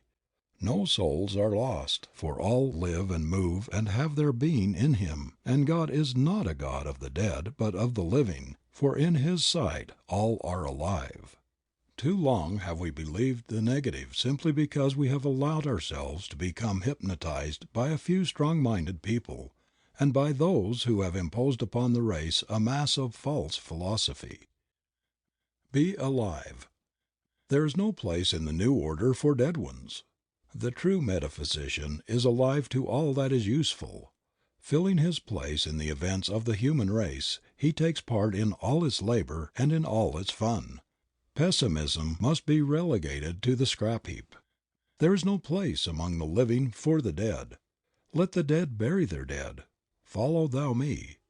Do not hesitate to enter into the game of life, but do so with a zest and enthusiasm that overflows with life. Fill yourself with the radiance of a life running over with power and usefulness. Then shall the world see your light. People in the new thought above all others should enter into the business world, into educational vocations, into politics, into every walk of life, and there prove before a waiting world, tired of itself, that a man's a man, with this difference, not a son of man, but a son of God. Be happy. How can we hope to make a world see the right way unless we overflow with joy? The world has now too many sad faces. We see them everywhere, that resigned look that seems to say, "One rebuff more or less makes no difference. I am already so sad that nothing matters. I can bear it." This was all right when we thought everything was all wrong, but now we know that all's well with the world. We must get over this depression which robs us of the power of attraction of the good things of life, and enter in. The man who is always glad will surround himself with people who are happy, and life will be a continual enjoyment. This robs no one. It does not make a race of irresponsible people. It makes a world of joy, a world that is good to live in. No one wants to associate with the dead. People are looking for a more abundant expression of life, not for depression and fault finding. Find fault with no one, and more than this, find no fault with yourself. Get over the thought of condemning people and things. People and things are all right. Let them alone and enjoy life. Your very atmosphere will cheer and uplift the people who contact you, and a new life will enter into them, overflow. As it is given to me to perceive, I most certainly believe, when a man's glad plumb through, God's pleased with him, same's you. Live in the present. Life is for us today. There will be no change for tomorrow unless we do the changing today. Today we are setting in motion the power of tomorrow. Today is God's day, and we must extract from it what of life we are to live. Tomorrow, in the divine course of events, will care for itself. The soul that learns to live in the great gladness of today will never weary of life, but will find that he is living in an eternal here and now. Now all good is his. Now all life, truth, and love are his. Now he has entered in, and the good things of life are his today. Lord, for tomorrow and its needs I do not pray. Make me do thy will just for today. Let your soul sing today, and the song that comes tomorrow will be all the sweeter. It will ring out over the vistas of time with an unmistakable clearness. Here is a soul who knows himself and has found life within himself, who has met God today. No more waiting, no more longing, no more weary roads to travel. He has arrived. The goal is won and peace has come at last, today. See good in all things. Learn to see God in all manifestation, in all people, through all events. The ordinary person sees only the lump of matter. Not so with the awakened soul. He sees in all things the Divine Mind at work, molding out into expression what it feels itself to be of life, of color, of form and beauty. There are some disillusioned ones who claim that what we see is all false, and that the so-called material universe is an unreality. What a mistake! What we see is the body of God, full, free, complete, whole. A primrose by the river's brim, a yellow primrose was to him, and it was nothing more. He never saw the idea behind. It was seen only as matter, matter, matter. Yet what he could have seen was God's thought of himself coming out into wonderful beauty and color and form, the Infinite One manifesting in an infinite variety of forms. What do you see when you look upon the human form, the crowning glory of God's perfect creation? Matter, matter, matter? Flesh, blood, and bones? Indeed, these may be passing into expression, but what of the idea? What of the reality of the body? This body of ours is as real as God is real. It would not be if it were an illusion. The very touch of the flesh should send a thrill through the whole body, bringing up its vibration to a higher pitch, to a finer form. The body is not one mass of pollution. It is the temple of the living God, and should be so thought of. Too long have we condemned it, and now we must free it by reversing the process. Of all things on earth the human body is the most beautiful, the most wonderful, and the most godlike. If you do not love your brother whom you have seen, how can you love God whom you have not seen? Human magnetism is not hypnotism. It is the divinity of man in expression. And when we learn to convert human passion into divine love, to transmute the lower into the higher, we shall have with us a power of attraction against which nothing can stand. He who hath ears to hear, let him hear. When we behold a beautiful sunset, we should see the wonderful thought of God, the radiance of His presence. In the strength of the hills we should see the strength of the Spirit, and seeing all things as spiritual ideas, we should learn to love them because God has made them and given them to us to use. The soul who in ecstasy can rush up to a tree and embrace it realizes more of God than all the bigoted priests who have ever lived. The one who can sniff the ocean breeze with delight feels the presence of the Divine Being more keenly than does the one who kneels in despair before an awful God of justice. Learn then how to appreciate nature and nature's God. Spend much time in the out of doors. Look up at the stars. Let them be your companions. Tread the pathless ways of the trees and the giant forests and see God in everything that you look upon, the God of the everywhere. End of Part 2. Part 3 of The Creative Mind by Ernest Shurtleff Holmes. Be expectant. Expect the best to happen. Don't sit around waiting for trouble. Have absolutely nothing to do with it.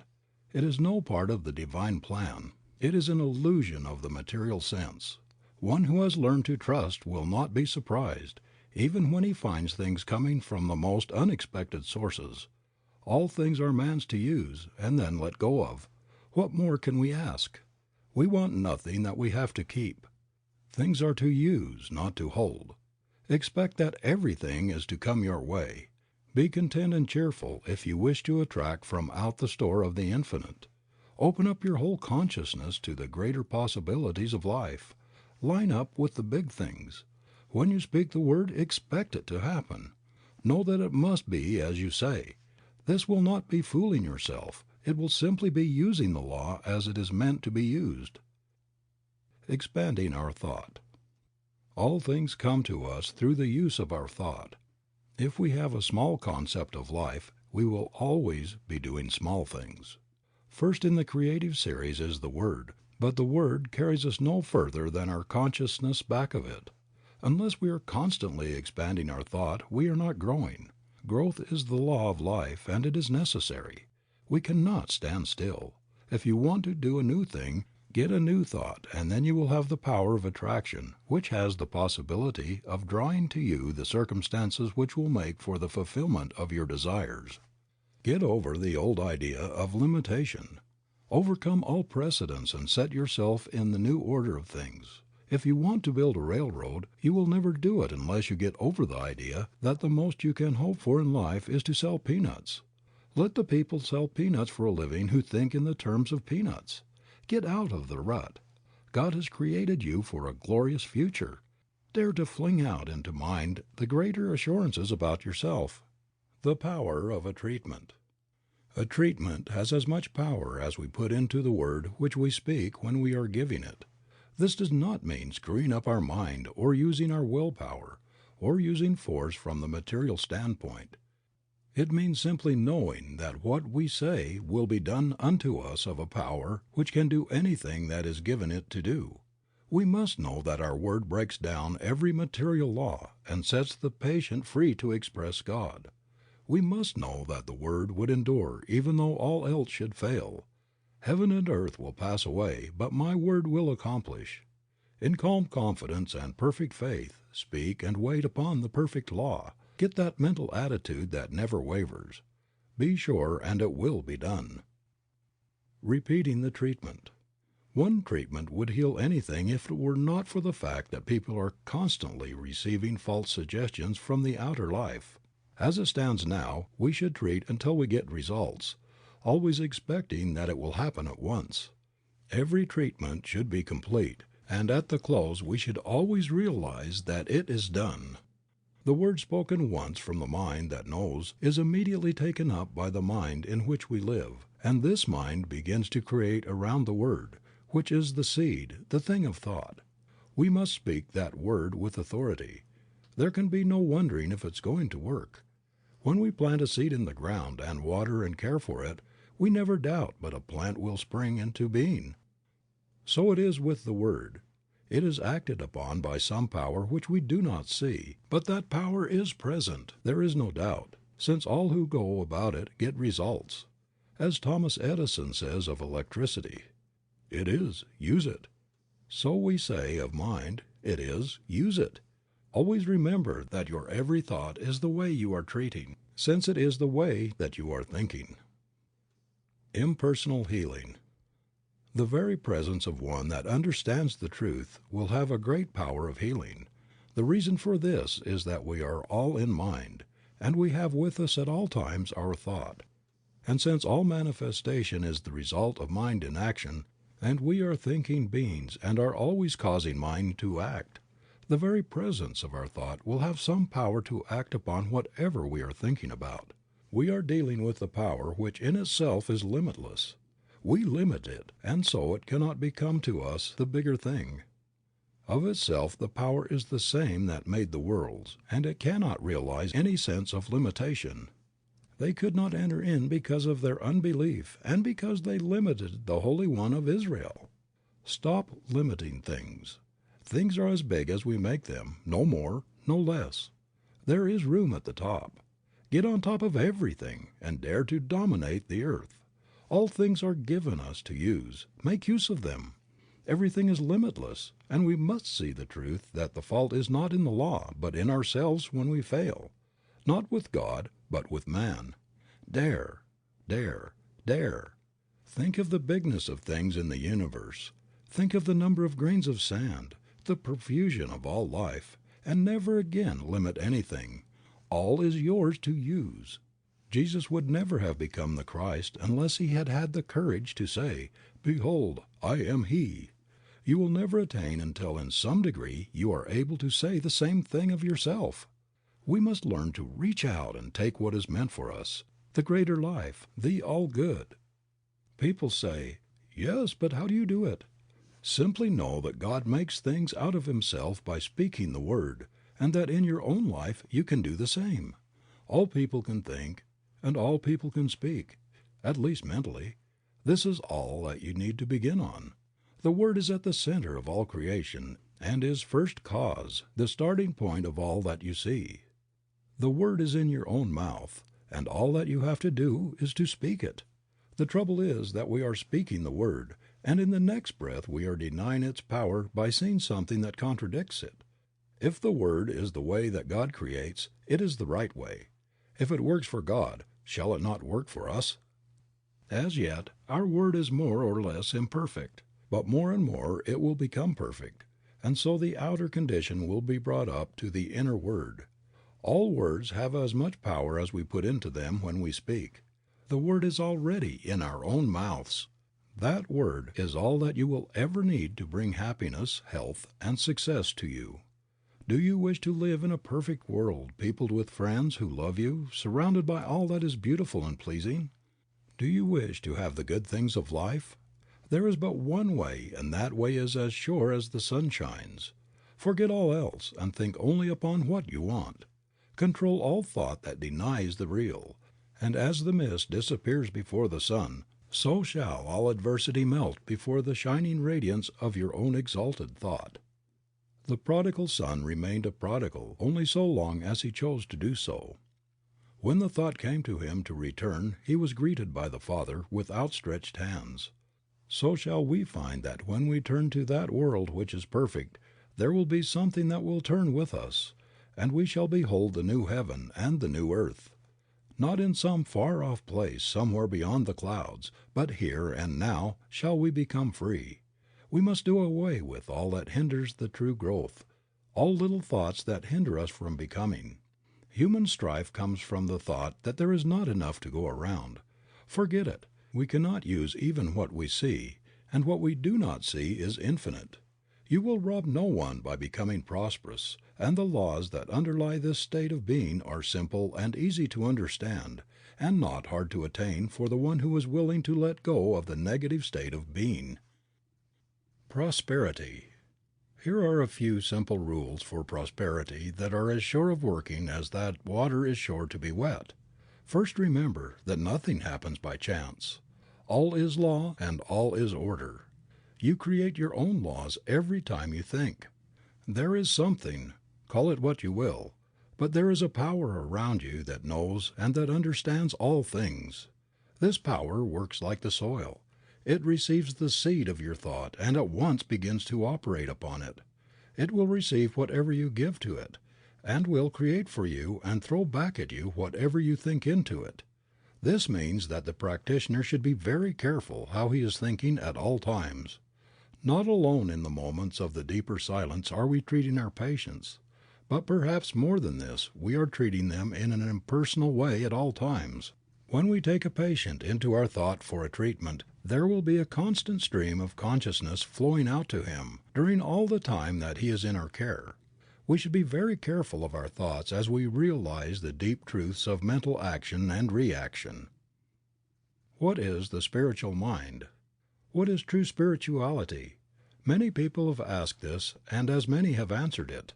I do not pretend to know more about this all-important topic than others, but to the thinking person who has come to realize that all is love, yet at the same time all is governed by law, there must be a different answer given than the one we ordinarily hear. The average religious person thinks that spirituality must manifest in some unnatural way, such as giving up all personal pleasure and becoming resigned to whatever happens, that we must give up most of what life holds here, that in some far-off future perhaps we may attain. This is not the case with the man Jesus. We have more accounts of his being at feasts and weddings and similar gatherings than at other places. His first miracle was performed at a wedding feast, and we must remember that here he even turned water into wine for the pleasure of the guests of the house. Perhaps we have made a mistake about what true spirituality means. Other people think we must live some kind of an excluded life in order to obtain. Perhaps this may be true of the weak ones, but what of the world? What of the busy street? Is it not to be saved also? Jesus spent much time with the common people as well as with the rich, and it is certain that he also spent much time alone with the Spirit.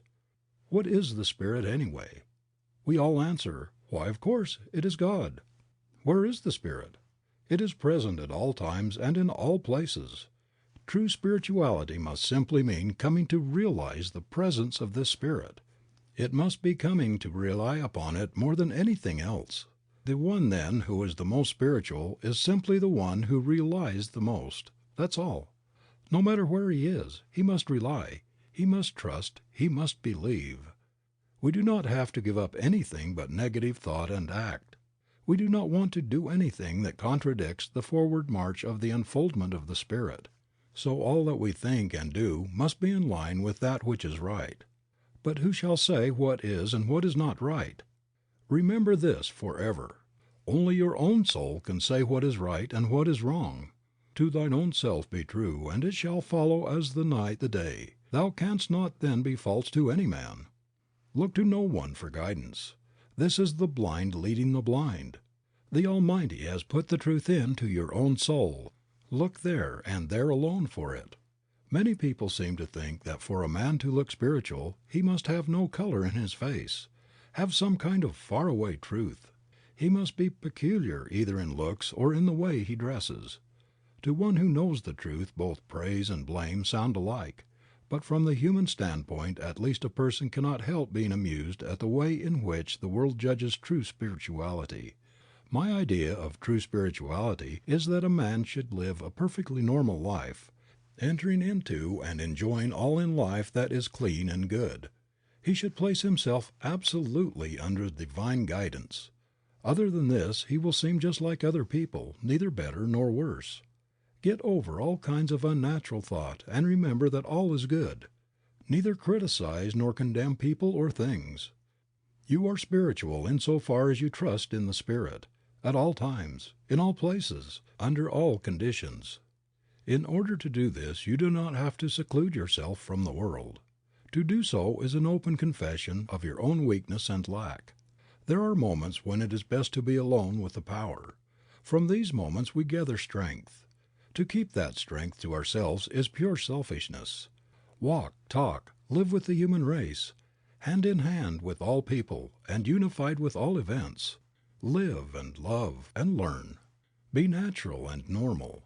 If you seek to enter some other way it must be done over again, for no one lives or dies unto himself but unto all people. The Church of God. The Church of God is not built with hands. It is eternal in the heavens. It is not lighted with candles. Its dome is heaven and it is lighted by the stars of God's illumined thought. And each member in his separate star shall draw the thing as he sees it, for the God of things as they are. Here all people recognize the God within their own souls and ask for and see no other God. When you can look upon all creation as the perfect work of a perfect God, you will become a member of this church. I doubt very much if the Church Universal admits members from the Church Individual. When you can see in the saint and the sinner one and the same person, when you can realize that the one who kneels before the altar and the one who lies drunk in the street is the same one, when you can love the one as much as you do the other, no doubt you will be able to qualify. As it is now, we have too many preachers who do not understand, that have no purpose, too many prayers, too many creeds, too many teachers that have no message, too many churches, too many learned people, and too few thinkers. The kingdom of heaven cometh not by observation. It is the still small voice within the soul that speaks. The expanded thought will never wish to join or be joined to. Nothing human can contain it.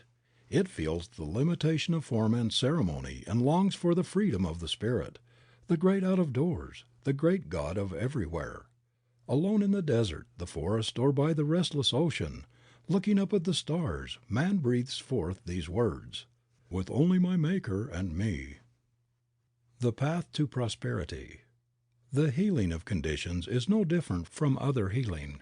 All healing is the constructive use of a mental law, which the world is gradually beginning to understand something of. Again we must reiterate the principle of all life. We are surrounded by a thinking medium from which all things come. We think into it. It does the rest.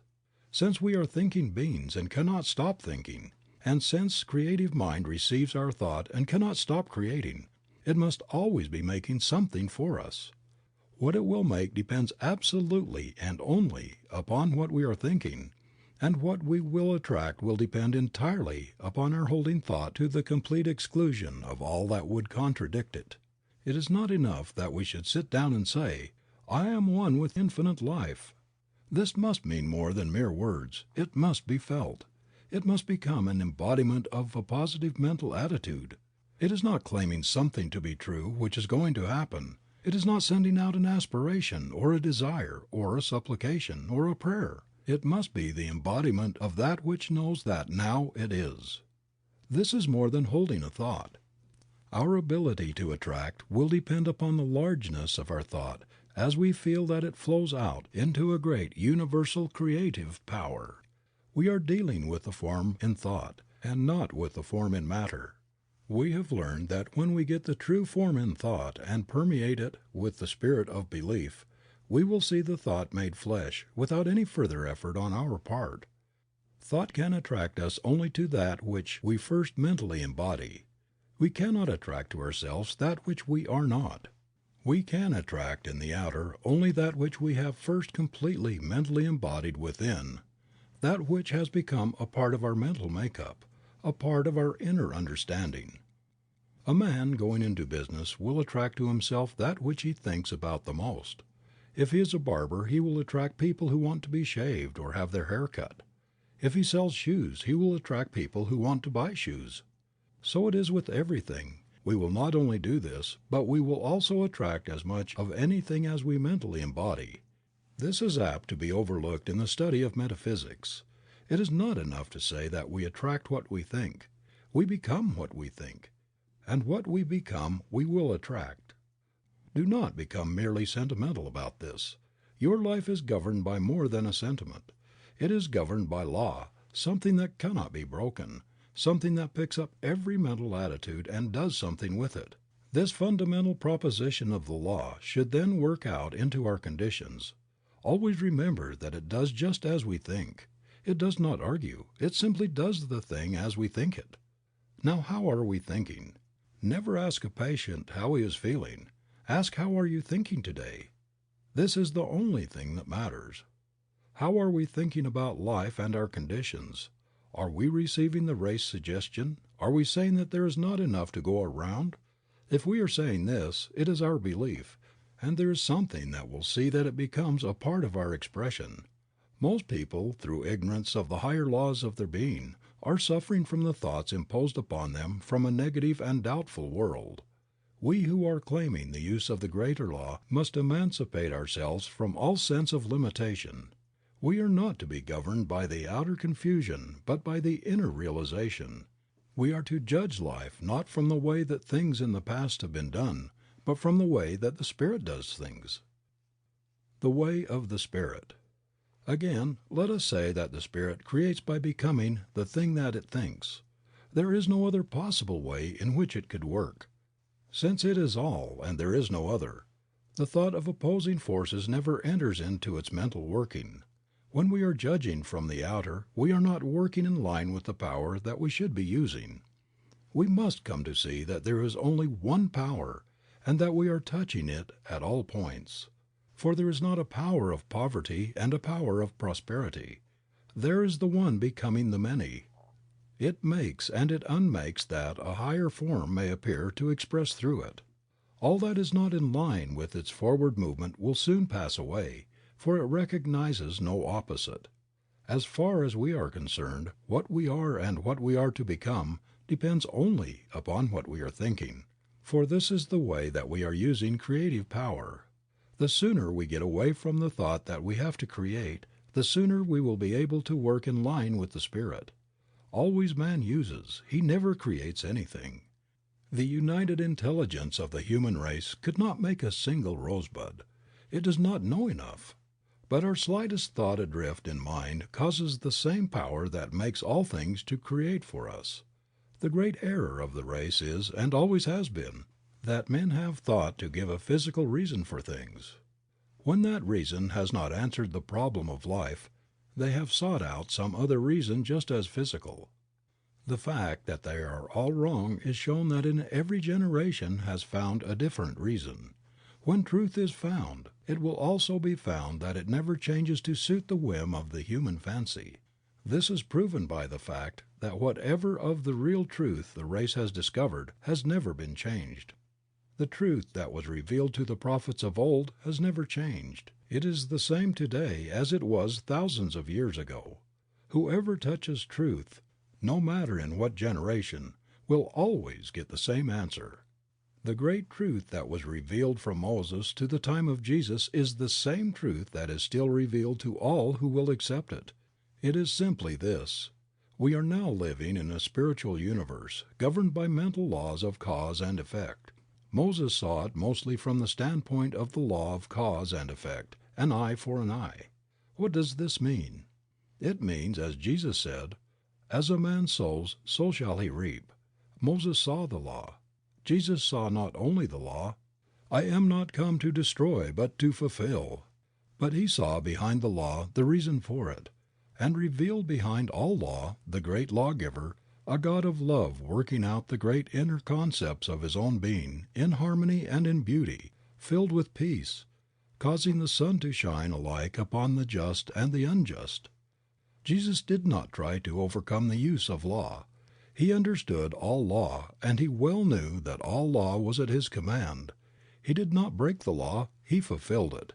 So we must find that all is at our command through these same laws.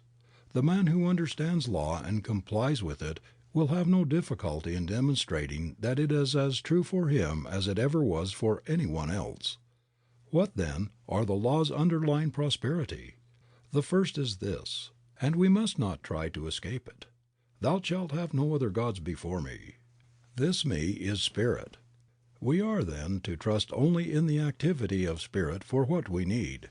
But the world will say, human things come through human agencies.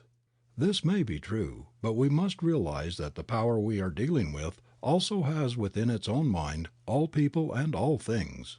We do not have to treat people. What we have to do is to embody principle. Principle may use people, but that is no part of our responsibility. Ultimately, all is spirit, and spirit, which is the beginning, is also the end of all manifestation. I am the Alpha and the Omega. Our life, then, is to be governed by spirit. We need look no further. It will do for us all that we will ever ask, provided we believe. Why, then, has it not done so? The answer is that it has already been done so, but we have not received it. The Spirit may offer, but we must accept the gift before it can be made. "Behold, I stand at the door and knock." We must understand that this receiving is a mental process. It is one of mentally taking. The way, then, that we are using our mind through our thought is the way that we are treating ourselves for prosperity. So simple, and yet we have not understood it. If a man says, "I have not," he will not receive. If he says, "I have," he will receive. "To those who have shall be given, and to those who have not shall be taken away even that which they have." This is a veiled statement of the law of cause and effect. When you send out into mind the thought that you have not, it accepts the idea and takes away from you that which you have. Reverse the process and say, "I have," and it will at once set to work to create for you even more than you now possess. You will readily see then that you are not dealing with two powers, but with one, and that it operates through your own thought, doing unto all even as they believe. The level of consciousness. Since all is mind, and it is done unto us as we mentally think, all life is simply a law of thought, activity of consciousness. In our life the power flows through us. If we provide a big receptivity, it will do a big thing. If, on the other hand, we only believe in a small way, the activity must be a small one. The Spirit can do for us only what it can do through us. Unless we are able to provide the consciousness, it cannot make the gift. Few people have a great consciousness, and this explains why so few excel. The power behind all things of itself is without limit. It is all power. In us it has to become what we make it. We carry within our own soul the key to all expression, but few enter in. The door is not seen with the physical eye, and as yet but few have gained the ability to see. The majority merely look. Realizing then that while the power is limitless, it must become operative through our own thought, we shall see that what we need is not some greater power, but that what we really need is a greater consciousness, a deeper realization of life, a grander concept of being. We must unify ourselves with the great whole. The man who dares to fling his thought out into universal intelligence with the positive assurance of one who knows and dares to claim all there is, will find that it will be done. God will honor his request. On the other hand, the one who fears to speak lest God will smite will find himself smitten of the law, not because God is angry, but because it is done as he believes. We have a right to have, and should expect to have in this world, all that will make for the comfort and for the luxuries of life. What matter how much we have, if we rob no other soul to get it? Shall not the power that so lavishly spreads itself out into nature give to us its highest expression all that we can ask? We dishonor God when we claim less than all. Until we can expand our thought so that we shall be able to say also, I am, we need not expect to get great results. The soul knows that its own divinity is the great soul. Before it all else must bend, to it all else must gravitate. Enlarge your thought process. Away with the little personal thoughts of things, and dare to think in universal terms about all things. The universe is running over with good. It is for you, but you must believe and then take it. Do you dare to believe that your own word is invincible? When you speak it, how do you feel? Is it limitless? Is it all power? Is all power given to you in heaven and on earth? Are you the one with the only power that there is? Until you can say yes to all these questions and not simply believe them, but know them, you cannot hope to attain. It is useless in making demonstrations to beg for things. As well beg that water should be wet or that fire should be hot. Things are, we must take them. Your word has only the power that you put into it, no more and no less. We are all held accountable for every word that we speak, because all is the action and the reaction of mind. Man is his own heaven and his own hell. We start a new enterprise and wonder what the chances of success are. Have we realized that the outer is simply the inner manifested? When we go to a new place we shall find there only what we have taken with us. If we have taken success we will find success. If on the other hand we have taken failure, we will find failure. This is the law. None can avoid it. None need try. Every living soul is a law unto his own life. There is no law but my own soul shall set. Nothing can come upon the path of the soul but that thing that the soul attracts. Practice for prosperity. Prosperity is in our own hands to do with as we will, but we will never reach it until we learn to control our thought. We must see only what we want and never allow the other things to enter. If we wish activity, we must be active in our thought. We must see activity and speak it into everything that we do. The spoken word shall bring it to pass. We speak the word. It is brought to pass of the power that we speak it into. We can only speak the word that we understand. The activity will correspond to our inner concepts. If they are large, the results will be large. The thing to do is to unify ourselves with all the biggest ideas that we can compass, and realizing that our ideas govern our power of attraction, we should be constantly enlarging within ourselves.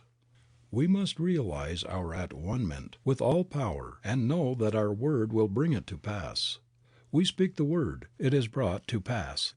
As consciousness grows it will manifest in enlarged opportunities and in a greater field of action.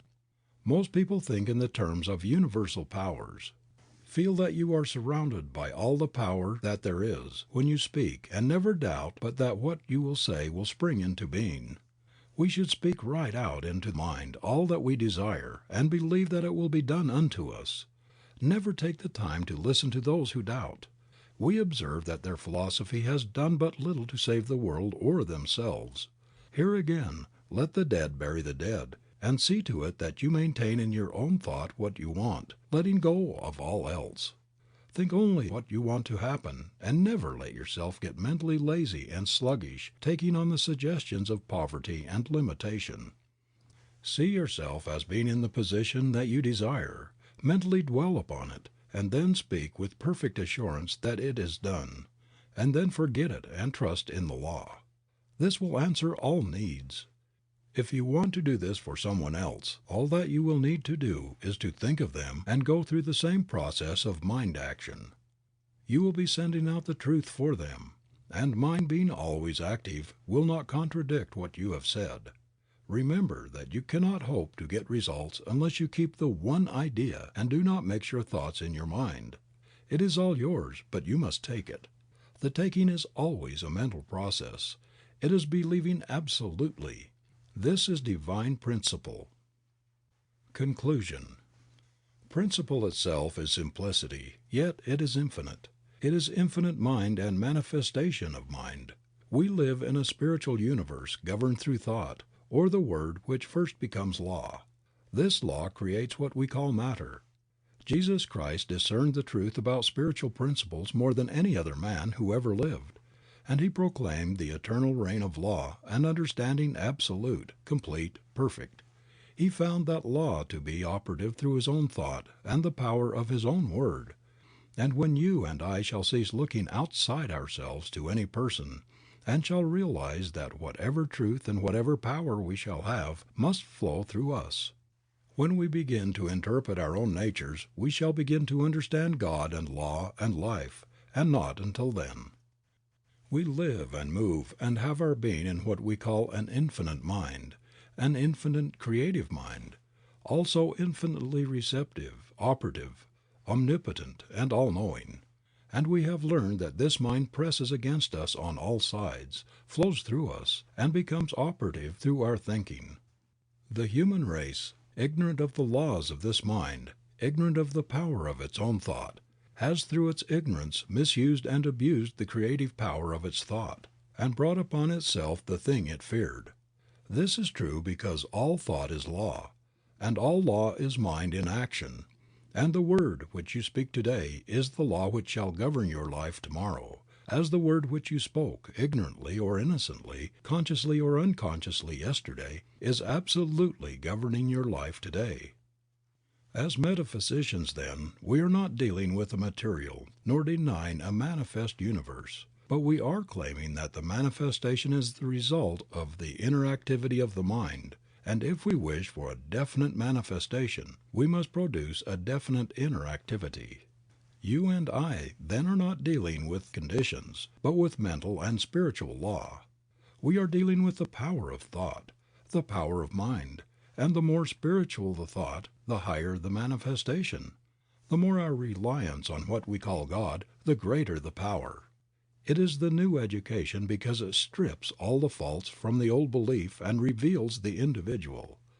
It is the new age because as sure as God is, it will usher in and express the perfect life, the revelation of this truth, and our ability to use it. And it is your own fault when you know this and do not prove it. If knowing the infinite power flowing through you, you still remain sick and unhappy, miserable and poor, my friend, it is your own fault. Do not blame God, do not blame man, and do not say it's of the devil. It's your own fault.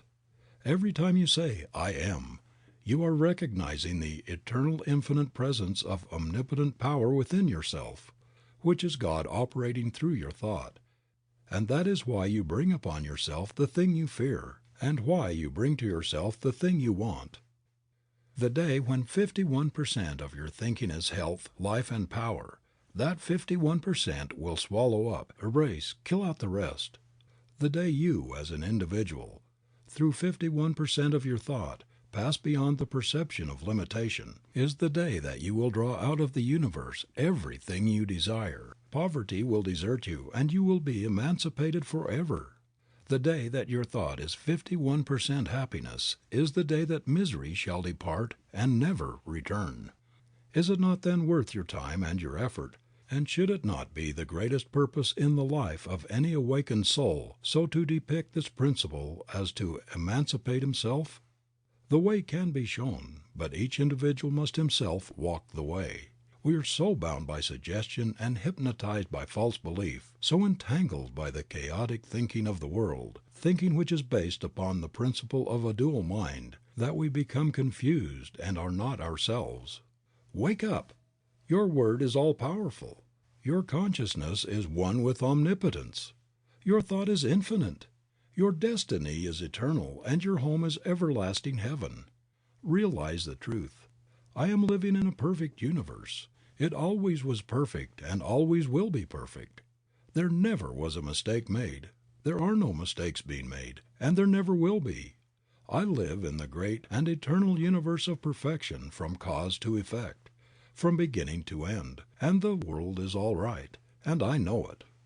Majestic and calm, waiting with eternal and divine patience, the great principle of life is ready to give to us all that it has.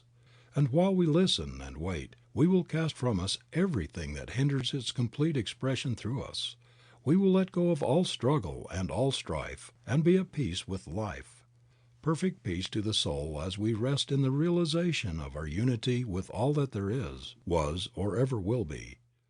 One with the Infinite Mind. All the power of the Spirit is working through our thought as we believe and receive. Now we will ask for and take that thing which we desire. It is done. It is complete, now and forever. Perfect life, perfect healing, perfect harmony, divine guidance, infinite strength and joy forever. End of Part 3. Part 4 of Creative Mind by Ernest Shurtleff Holmes. What is the truth? The truth is that which is. It is all that is. As there cannot be something and nothing, so the truth, being that which is, must at the same time be all that there is. Where is the truth? If the truth is all, it must be everywhere. Being all, there is no other substance to divide it with. Being undivided, it is everywhere present. All truth, which means all power, must be present at all points, or at any given point at any and all times. Has the truth changed? A substance cannot change unless there is something for it to change into.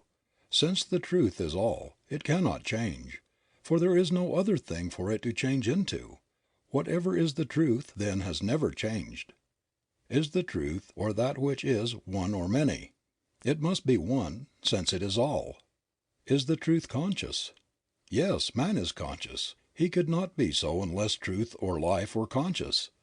Man's self-consciousness proves the self-consciousness of life or truth or spirit.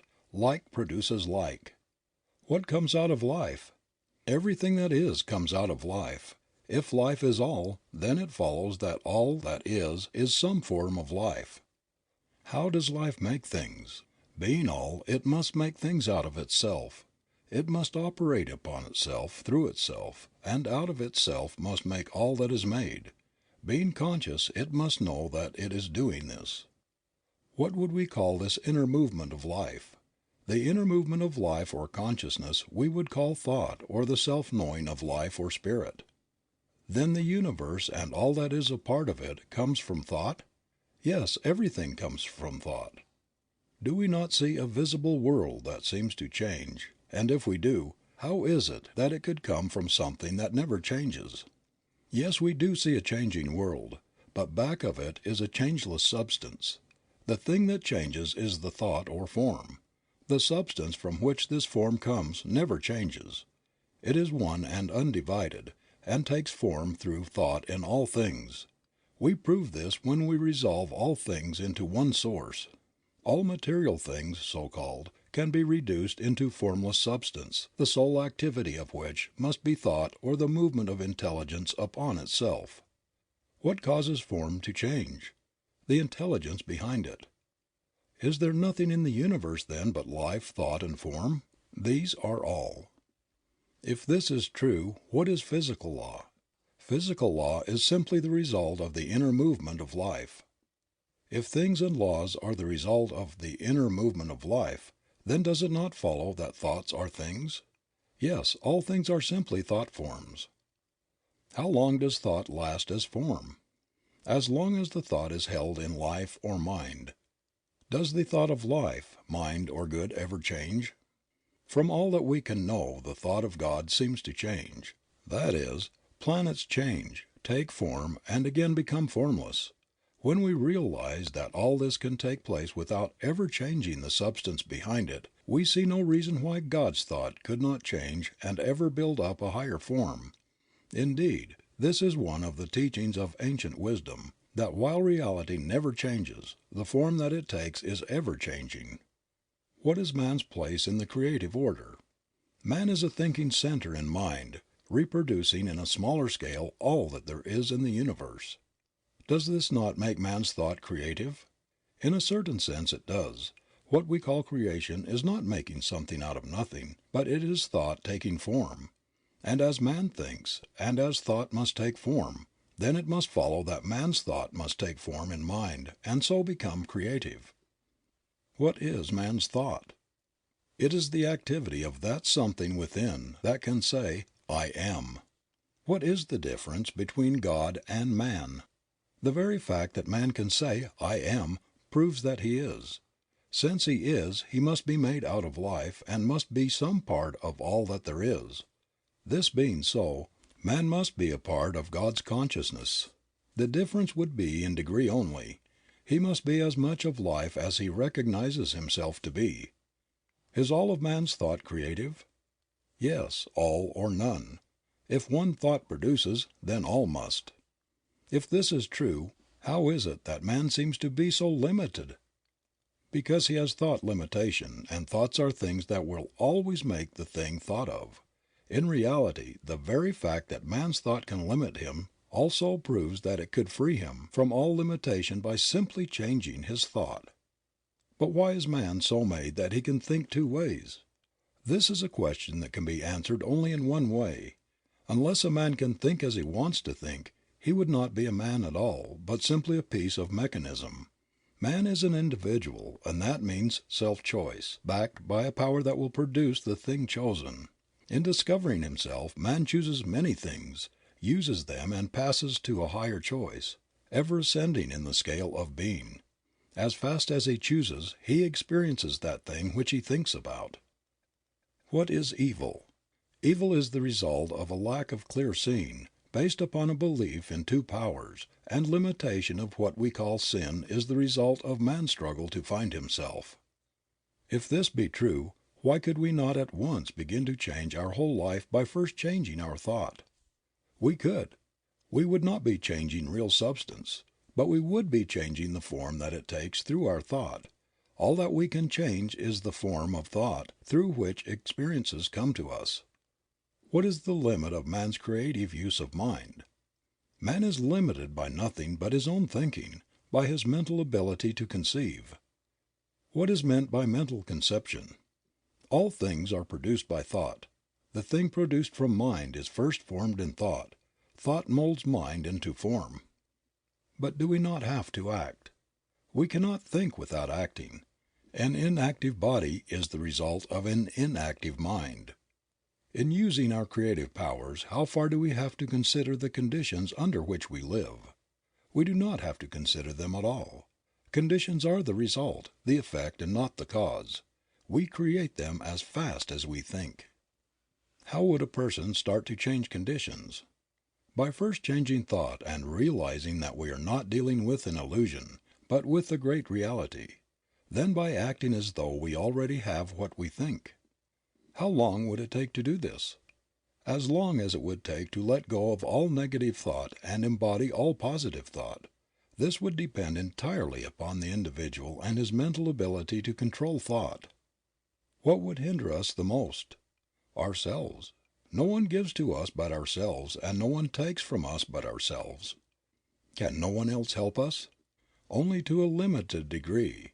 While we may be helped by those who understand the law, for a time, yet sooner or later we must ourselves take the creative responsibility of our own lives. Others may think for us for a few moments a day, but we think for ourselves all the time. But does not God help us? Yes, God helps all, but must do it through law. All's love, yet all's law. How should we pray? By giving thanks that we already have that thing that we pray for, by completely believing and never doubting. When ye pray, believe that ye have received, and ye shall receive. We must be sure that in no way shall we think, act, or talk, or read about limitation. We must all be a law unto ourselves. Definitions. God, infinite spirit, self-knowing mind, life, truth, intelligence, love, all cause and all effect, that invisible power which makes all things out of itself by an inner action of its own thought upon itself. The visible universe, the ideas of God in expression, the body of God, expression of the divine mind. All visible life is an expression of an inner concept. Law, mind in action. Law is not cause, it is effect. It is intelligence operating. All law is universal. Vibration, not intelligence, but the result of intelligence. It follows cause. Thought, the activity of mind. Man, a thinking center in mind. Creation, thought becoming form, the immaculate conception. Sin, lack of understanding. Righteousness, spiritual understanding. Sickness, image of thought held in mind appearing on the body. Health, the realization of perfect life. Poverty, limited thought. Riches, the realization of our unity with life which is limitless. Consciousness, the realization of the fact that we are. Life, consciousness of power and activity. Truth, that which is. Realization, an inner thought process whereby we become conscious of our unity with life. Absolute, complete self-knowing. Causation, God, Spirit, Life, that which is. Intelligence, that which knows that it is. Unfoldment, the birth of ideas coming forth from mind. Illusion, belief in two powers. Soul, the inner creative life, the feminine, receptive, creative. Sense, not an illusion, but the faculties through which we contact life in its expression. Motion, the inner activity of life-producing manifestation. Effect, the result of inner motion. The Word, the activity of thought. Faith, positive mental activity. Fear, negative mental activity. Attraction, the drawing power of thought. Unity, one mind flowing through all and in all. Objective, life in its outer form. Subjective, life in its inner thought or form. Karma, the law of cause and effect, the result of past thought and action binding the ignorant and freeing the wise. Multiplicity, the bringing forth from the one of an infinite variety of form, color, and motion. Treatment, the mental and spiritual activity of thought for a definite end. Demonstration, the result of correct thinking. Heaven, the atmosphere of correct thought. Hell, the atmosphere of false thinking. Peace, mind resting in the realization that it is all. Poise, an inner calm which never fears. Power, the result of the union of peace and poise. End of Creative Mind by Ernest Shurtleff Holmes.